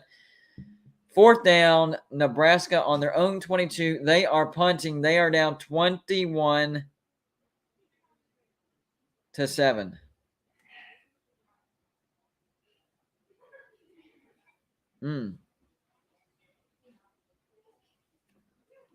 Maybe Scott Frost was better than what they thought, and they just suck. What did I think of the game last night? I think Florida State should have won by more than what they did, but hey, a win's a win, and I have Florida State. You already know, the past 2 weeks I've had Florida State in my top 25. Hopefully that gets them ranked. I'm going to move them up in my rankings. But yes, West Virginia did have a big run to start the game. 2nd and 5 on the Townsend 33. Yeah, we're not going to have any issues scoring the ball on Townsend whatsoever. It's just how bad is our defense going to look against Townsend is the biggest question. North Dakota State over Arizona. That's possible, but Arizona is better than what I thought.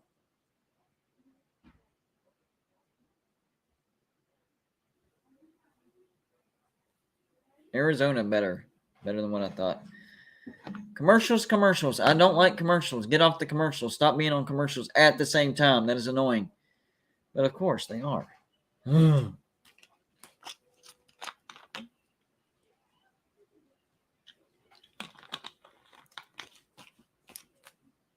1st and 10, West Virginia with the ball on the Townsend 28. Caden Prather makes a catch. Georgia dismantling South Carolina already. And I'm going to say it again, but South Carolina is one bad throw away from being in this football game. Spencer Rattler had a touchdown with the go route at the running back, and he underthrew it. Didn't make any sense. Now we're looking at 21-0 because of freaking Spencer Rattler. That's how bad of a quarterback he is. Man.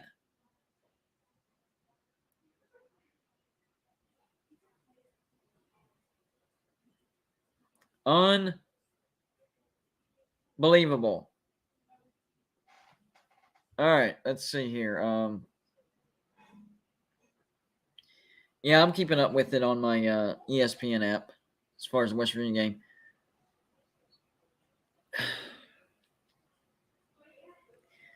Shane Beamer has got to learn you're not going to be able to spread this defense. Stop calling sweep toss plays against Georgia. It's not going to work. Stop doing it. Stupid. Now it's 2nd and 11 on their own 24-yard line. South Carolina moving right to left, bottom hash. It's not looking good. That was a good play call. Nice dump off. High percentage. First down, South Carolina. That's a good play call. That's what you need to do right there. 1st and 10 for West Virginia on the Townsend 16.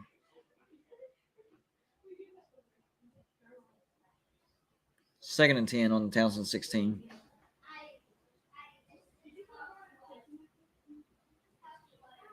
South Carolina 1st and 10 on their own 37-yard line, moving right to left, bottom hash. Spencer Rattler under center.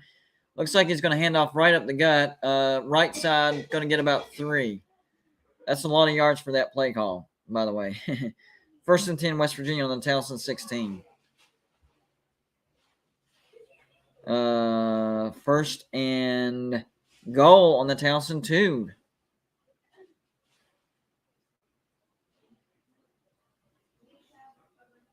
Okay, then. I'm good with that. Why are they giving us an update on Youngstown State and Kentucky on this? That's stupid. Nobody cares about that.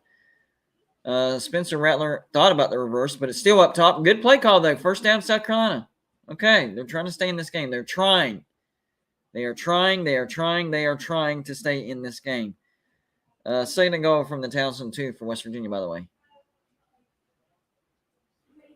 So they're finding some creases in that defense for now. We'll see.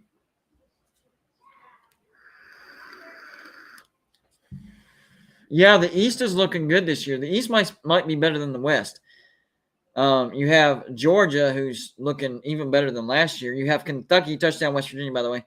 You have Kentucky. They're a top 10 team right now. Tennessee just went on the road and beat a top 20 Pitt. Florida's ranked, although I think Florida's overrated. South Carolina might be better, but they're getting dismantled. But I think the top 3, Georgia, Kentucky, and Tennessee, are better than the SEC West. I mean, you have Alabama. Who else? Who else is good in the SEC West this year? Arkansas? Maybe. They looked good against South Carolina. Ole Miss doesn't look good so far. LSU got beat by Florida State. Mississippi State is hit or miss. A&M just lost to Appalachian State. It's Alabama and Arkansas in the West. Georgia shifted and caused South Carolina to false start.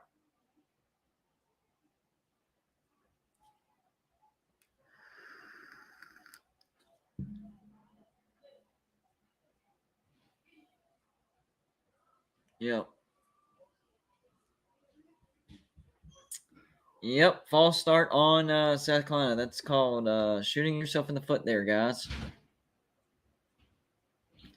Anybody want any trash talk thrown on the screen for everybody to see and point and laugh? Super chat's the way to go. That's the little dollar sign on the bottom right-hand corner. Anything you put in the super chat, whether it's a question, comment, troll, make fun of somebody's team, or bragging about your team, will be thrown on the screen and read. Even if you make fun of me, we appreciate you supporting Golden Blue so much that I'll even read a troll comment about yours truly. Now, for the West Virginia game, I was not concerned with the offense. They just scored. I'm concerned with the defense. Is Townsend going to score? That's the biggest question. Rattler in trouble. Backpedaling. Throws it out of bounds. That's one of the biggest problems with Spencer Rattler. He starts panicking way too fast. Way too fast. Way too fast. It's almost like immediately he starts panicking. You can't be like that. And he backpedals way too much. If you watch JT Daniels, there are spots you can step to without backpedaling. It is possible. You got to find that spot. Spencer Rattler can't find that spot. And now it's 3rd and 14. So all that momentum that they got. This is the name of the game so far. South Carolina has gotten momentum on 3 drives, but something happens. The first drive, Spencer Rattler. Second drive, bad 3 run calls in a row. Third looks like Spencer Rattler again. So something keeps stifling. They stifle themselves.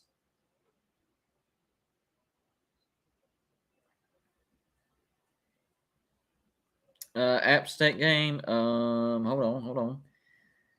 I gotcha. Well, where's that? I got all. Yeah. Are they playing yet? I don't think they're playing yet.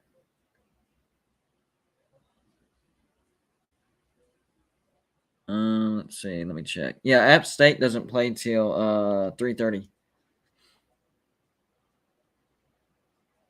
Towsub. Georgia, they do field it, and he slips and falls. A rare bad play by Georgia. All right, let's flip it back to Brasky, Oklahoma. Touchdown, Oklahoma. Just now, Marcus Major. 28-7. Holy crap. I didn't see. I mean, I thought Nebraska would beat them by 2 touchdowns, which covers the spread, but 28-7. The post Scott Frost era is looking bad. Maybe they're like, maybe we should have kept him. At least we only lost by 3. I mean, we were 3-9, but hey, we only lost by 3. Now we're getting bamboozled by Oklahoma.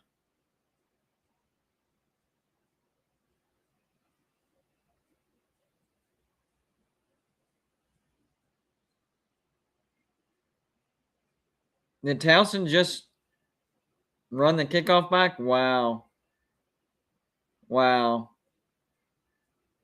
See? Not worried about the offenses. Well, I guess special teams we got to worry about too.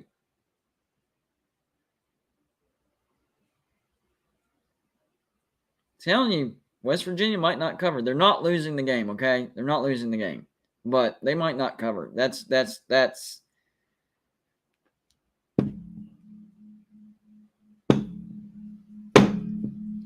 How do you let Towson run back a kickoff? How do you let that happen?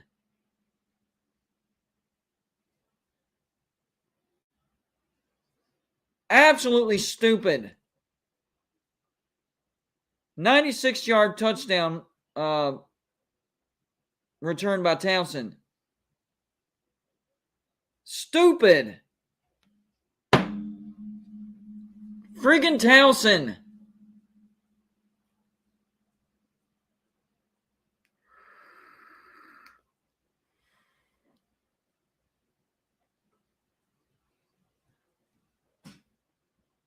Unbelievable. That is absolutely unbelievable.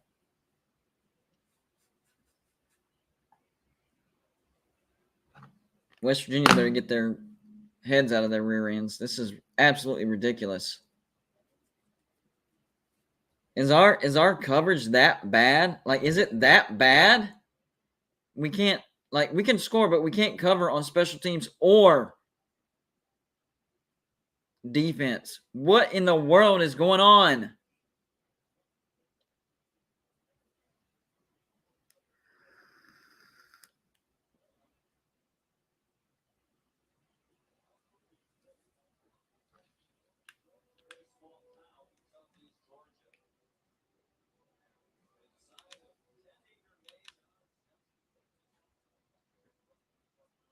There's a town in Georgia that designed a 10-acre maze that looks like Stetson Bennett, and underneath it says Stetson or Bennett is the man, 33-18.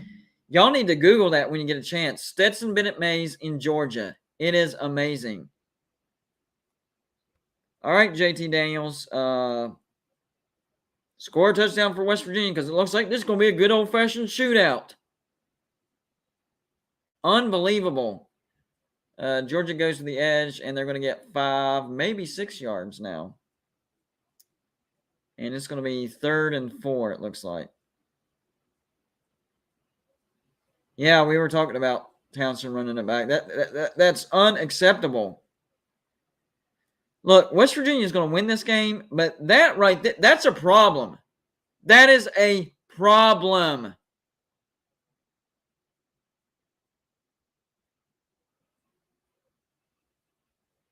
Has the defense and special teams give up? Another offense hasn't. JT Daniels will not allow the offense to give up, but has the special teams and the defense given up.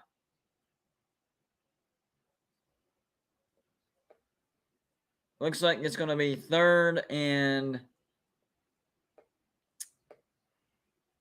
3 for Georgia on their own 17-yard line. 2nd and 7 for West Virginia on their own 28, by the way.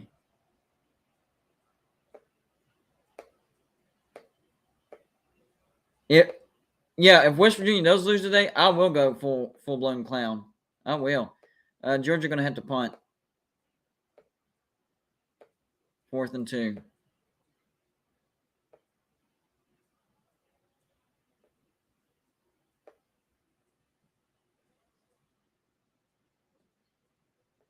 Yeah, they tried to run the screen, and South Carolina definitely read it. So, good defensive effort by South Carolina. Good defensive effort.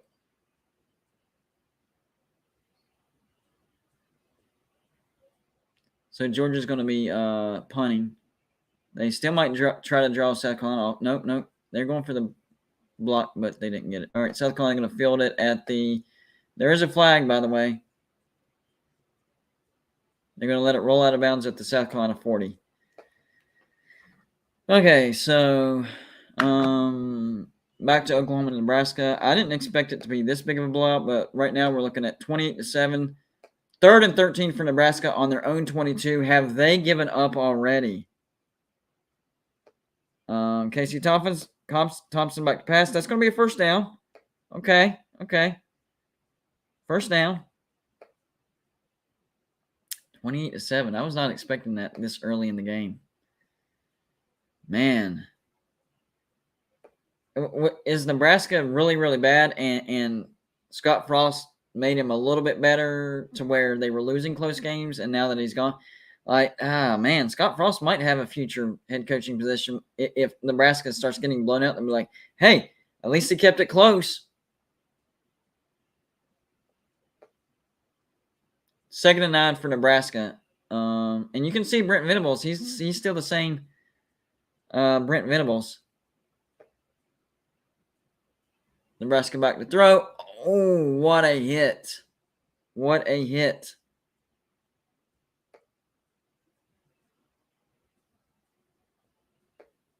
What a hit.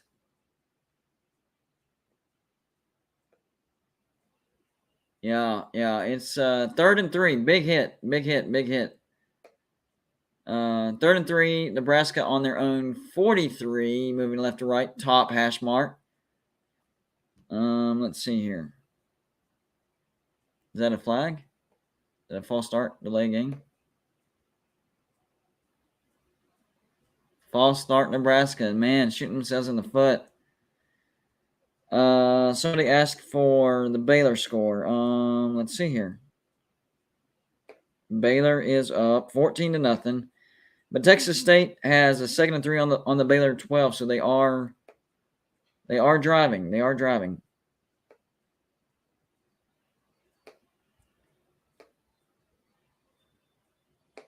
ESPN has been stuck on 2nd and 7 for West Virginia on their own 28. It's been like that for the past 2 minutes. Have they ran a play since 2nd and 7? Flag on somebody. Was that a flag on Oklahoma? I didn't see it.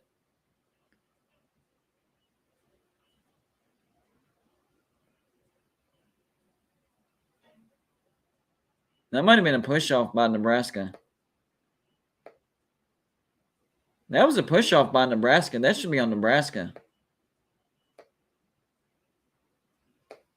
Texas State just scored 14-7. They're going to call it on Oklahoma, but ESPN is stuck on West Virginia 2nd and 7 from their own 28. They have not updated any play since then. Has something happened? Did they turn it over? Did they score? Did they get the first down? What's going on in the West Virginia game? Are they in a injury timeout? Are they in an extensive timeout? What is going on?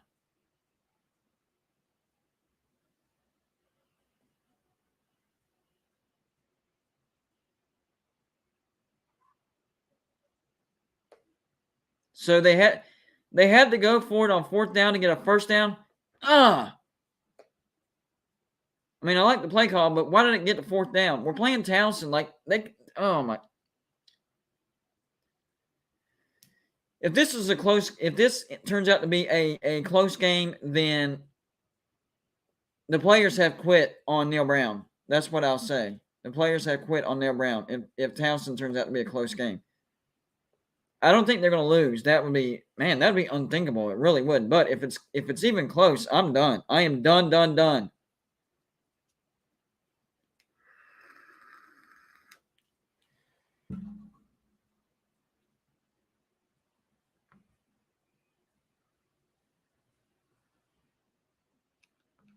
All right, let's see how bad South Carolina's looking.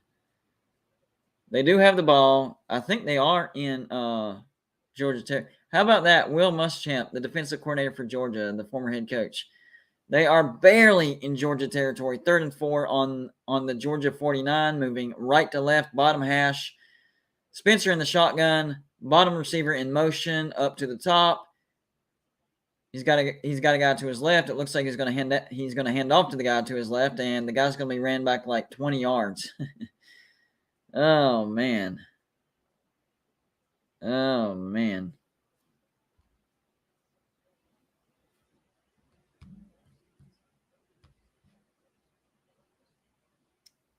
Like it looks like South Carolina is telegraphing their play calling. It's not looking good at all.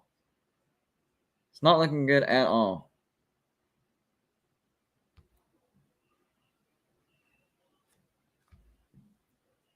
The fact that we've already allowed Townsend to score a touchdown. I know it was special teams, but that's embarrassing. Townsend scores a touchdown on their first drive.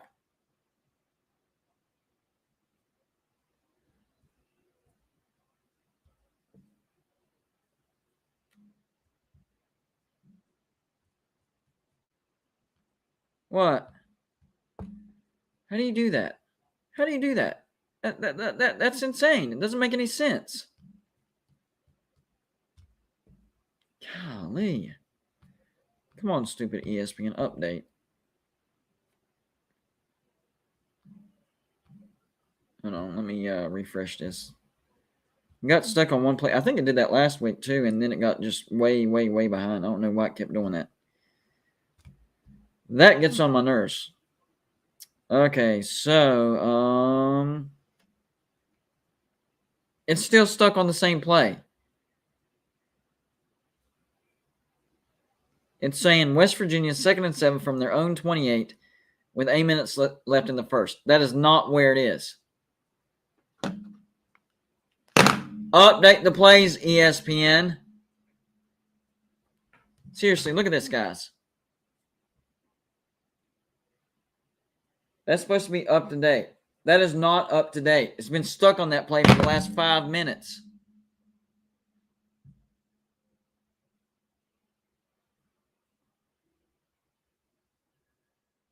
It looks like Nebraska got the first down. They went for it.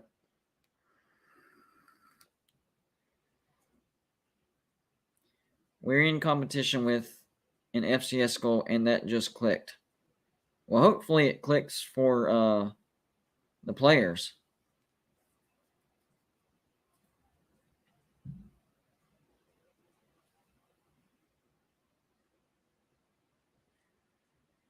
ACC is as close to the Big East days as you're going to get. That's why I'm a proponent of West Virginia going to the ACC, because I miss playing those teams every year. 3rd and 12 for West Virginia against Towson. JT Daniels is better than that. You can't get in a 3rd and 12 against Towson. This is, oh man.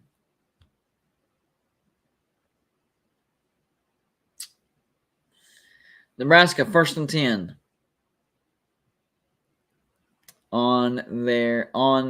Oklahoma, excuse me. I guess they didn't get the first down. What?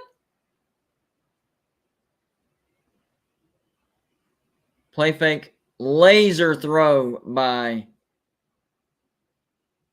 Dylan Gabriel, but there is a flag. Might be holding.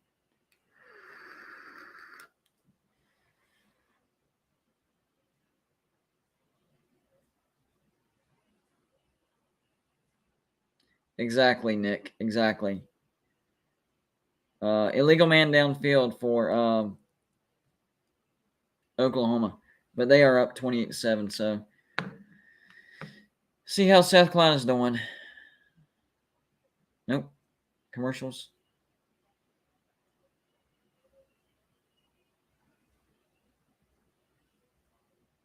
(17-17) between Cincinnati and whoever. Who's Cincinnati playing? Is it Western Kentucky? West Virginia touchdown. I'm telling you, our offense is fine. Cincinnati and Miami of Ohio. 17-17. 4th and 4 on the Miami 8. So they can at least get a field goal out of this. Georgia running the ball up the gap. And that's a guaranteed 5 yards every time. Run the ball up the gap, and you wear out that front defensive line, and you get 5 yards. Win-win. Purdue is up on Syracuse 9-3. Excuse me. Baylor backed up to their own 5, 2nd and 9, but they are up 14-7 on Texas State. Virginia Tech is now up 27-0 on Wofford. 4th quarter, about 10.5 minutes left.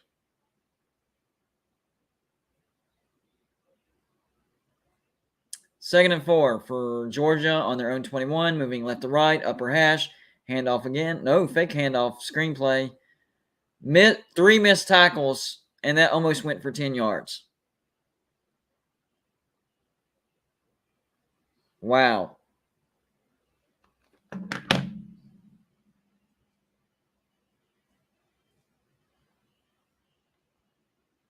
Yes, West Virginia is up 14-7, and ESPN just updated.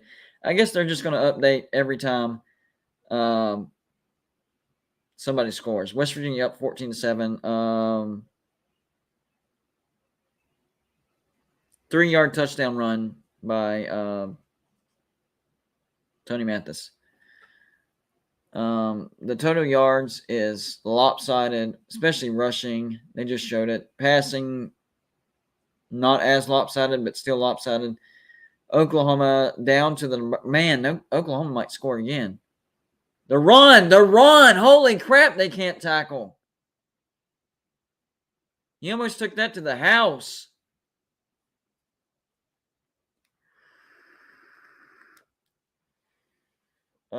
First and 10 from the Nebraska 21. Oklahoma going to air it out. Is that a touchdown? No. He almost had to one-hand that. Yes, Purdue is still up 9-3. This is a field goal game between Purdue and Syracuse. So missing a field goal is a big deal in that game. Big deal. Have any questions, comments, or trash talk for me? You want to make fun of me? West Virginia, we're only up 14-7. Or you want to trash talk South Carolina or Nebraska or anybody else.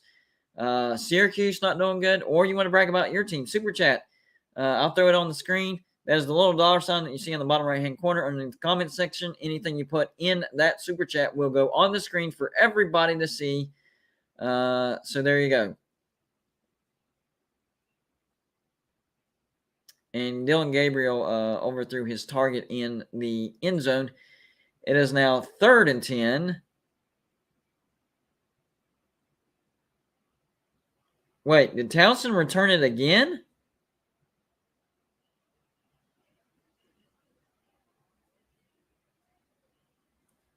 Looks like Nebraska did stop Oklahoma. They might have to settle for a field goal. Kenneth, are you saying that they returned it again to the house? Or are you talking about the previous one?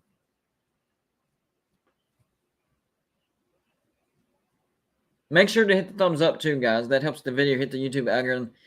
Gets it suggested more, and more people see it, more people click on it. So it helps me, and it helps you to trash talk more people.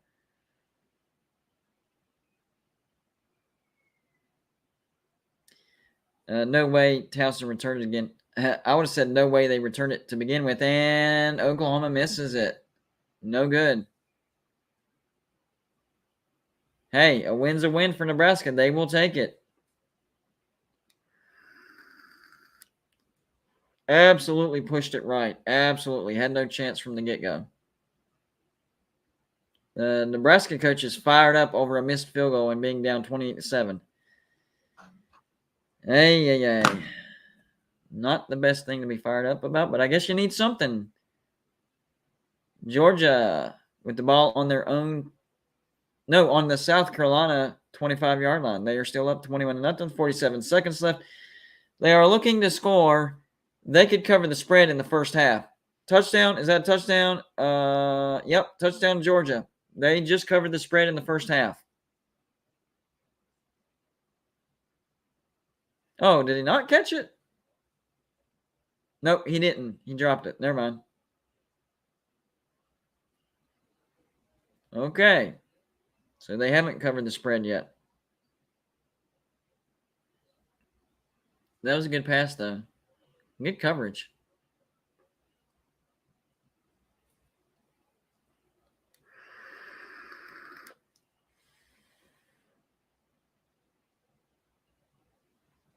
Third and 10, 41 seconds left. Taking another shot. Same shot.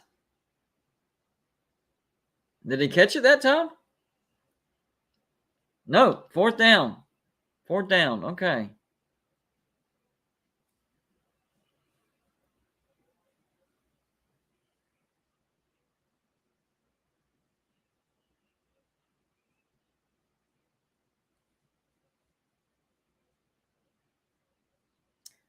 I didn't say Whipple was that great.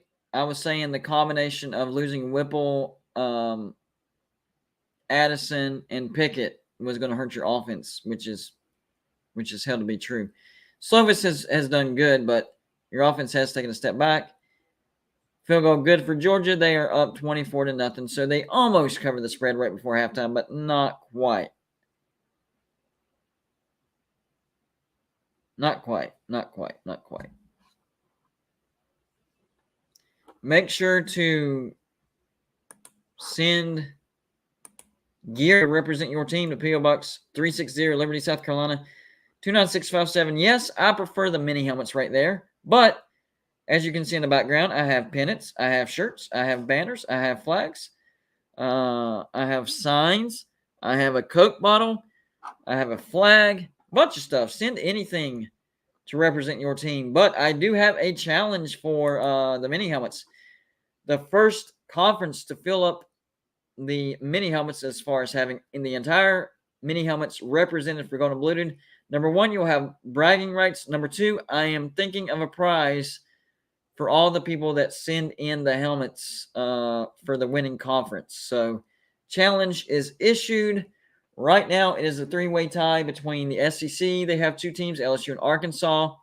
The ACC, they have two teams, Syracuse and Florida State. And the Mountain West, they have two teams, Utah State and Air Force. And yes, group of five conferences count as well. How embarrassing would that be for Power 5 conferences if a group of five conference won that challenge?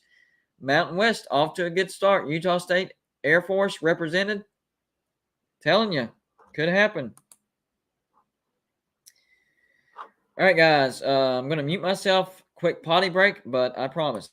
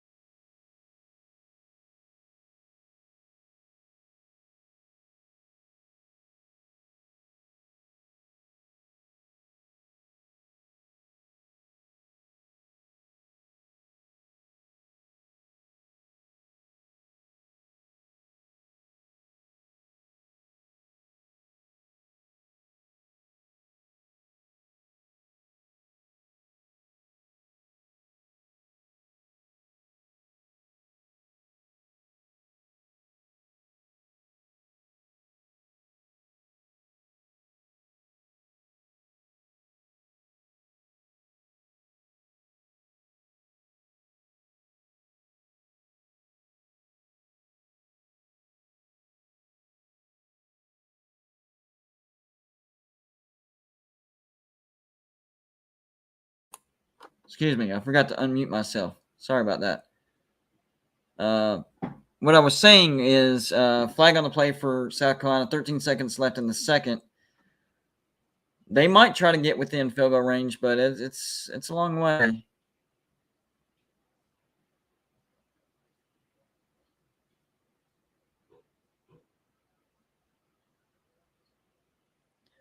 West Virginia has the ball. They are up 14-7 on Towson. But they allowed a kick return earlier. Ridiculous. South Carolina takes a timeout with 6 seconds left. So there's probably not going to be a field goal attempt because you'd have to get within range really fast and then somehow timeout. I don't know. So it's probably touchdown or nothing right before the half. So back to the Oklahoma and Nebraska game. All right, flag 3rd and 4 for Nebraska. This might be a flag on. Yeah, West Virginia does score. CJ long touchdown run.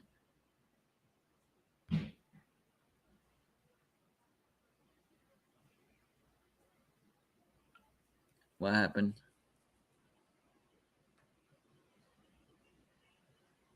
Uh, 82-yard touchdown run. Is that holding on Nebraska? Because that was a sack for Oklahoma.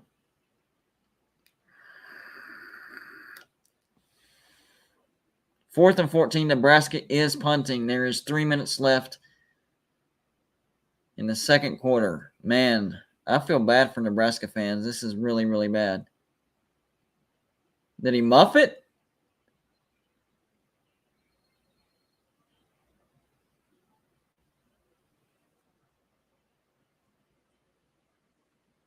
He did muff it, but Oklahoma recovered it.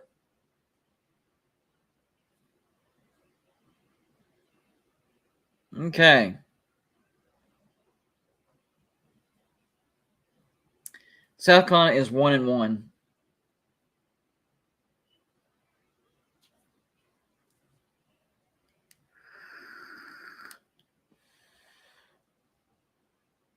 So Oklahoma, even though they muffed it, they did recover it. So they have the ball on their own 20, what is it, 23? 25. No, 35, excuse me, 35.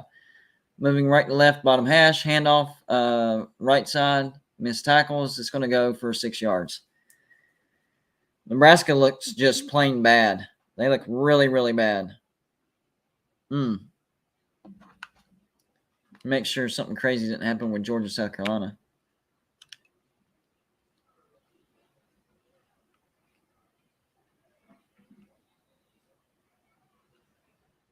One second left. Is this going to be interesting? No, they're probably South Carolina has the ball on their own 40. 1 second left.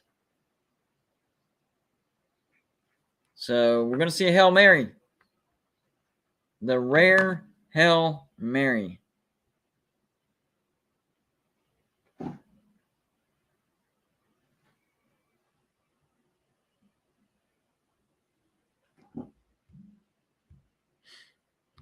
And Virginia Tech is up on Wofford 27-7.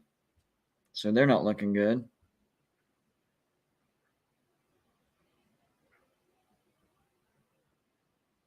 About 7.5 minutes. First down, Oklahoma. Minute 50 left on that game. Syracuse is still down 9-3. 3rd and 16 on their own 37. Okay, where are we at on the field? They're not showing the field. They just keep showing players. Show the freaking field.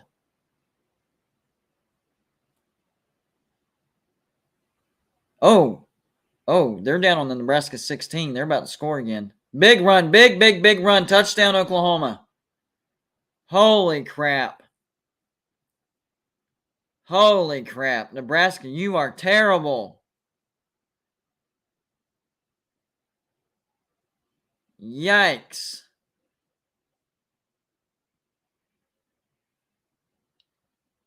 Holy man, this is bad. This is bad.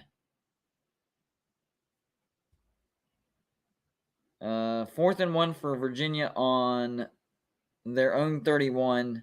They're up 27. Virginia Tech, excuse me. They're up 27-7 on Wofford. 35-7. Oklahoma is up 35-7. Wow. Georgia, South Carolina is halftime, 24-0. Michigan is up on UConn, 38-0. 24 seconds left. Did I lay those points? I think I did. Well, it says take, but I laid them. No, I wrote down lay. Yeah, I laid them. I don't know where I wrote take. Look, I'll even prove it. Look. Lay. UConn, Michigan. Lay. So I wrote it wrong. So that's looking like a good pick.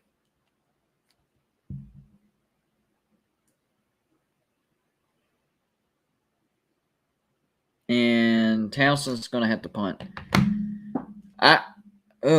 Maybe Scott Frost wasn't a bad coach. No, the mic's on. Should be on. Oops.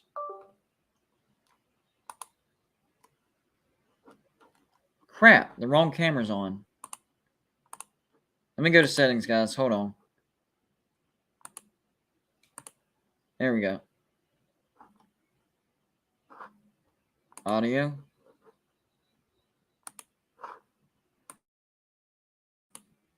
Is that better? Testing, testing. Can you hear me? Can you hear me? Testing, testing. Can you hear me? Can you hear me? Can you hear me? Okay, we're good. Nebraska 1st and 10, I think on their own 25, something like that. Minute 44 left. Down 35-7. I'm going to end this stream at halftime because both of these are blowouts. I'm not interested in a blowout. Running the ball up the gut, probably a gain of 4. 2nd and 6 on their own 29-yard line. We're down to a minute and a half before halftime. This is abysmal by Nebraska. This is horrible. 2nd and 7, excuse me. Looks like they will get the first down to the Nebraska 37-yard line. They are going a little bit hurry up, so they're wanting to score before halftime. Let's see what happens here. Bubble screen, which needs to be banned in college football. I hate those bubble screens. It's never a good call. It's never a good time to call that.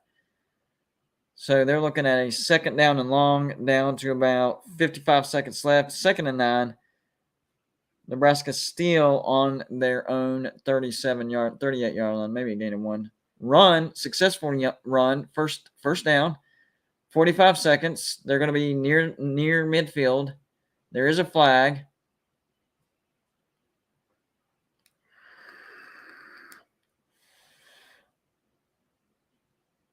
I'll take the bad rolls, by the way. Flag on Nebraska. Holding. That is a killer. He can be your drive killer.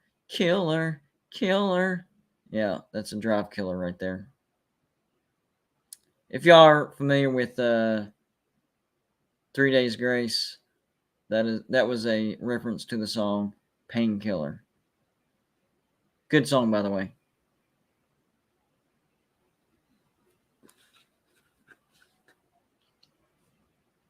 So, 20 seconds left, and it is 2nd and 16 for Nebraska. They're not going to let the clock run out, so they are fighting. They are fighting. Run up the gut, though. That's basically giving up. So 28 seconds left. It looks like it's going to be 3rd and 13. Are they going to get another playoff? They do have a timeout if they want it.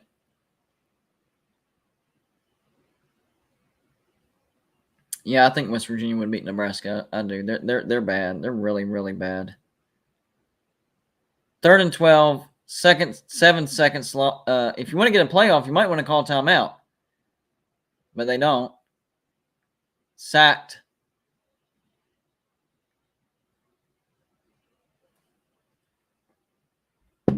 Wow. All right. Going into halftime, Georgia is up on South Carolina 24-0. They've almost covered that spread. Oklahoma has doubled up on the spread, 35-7.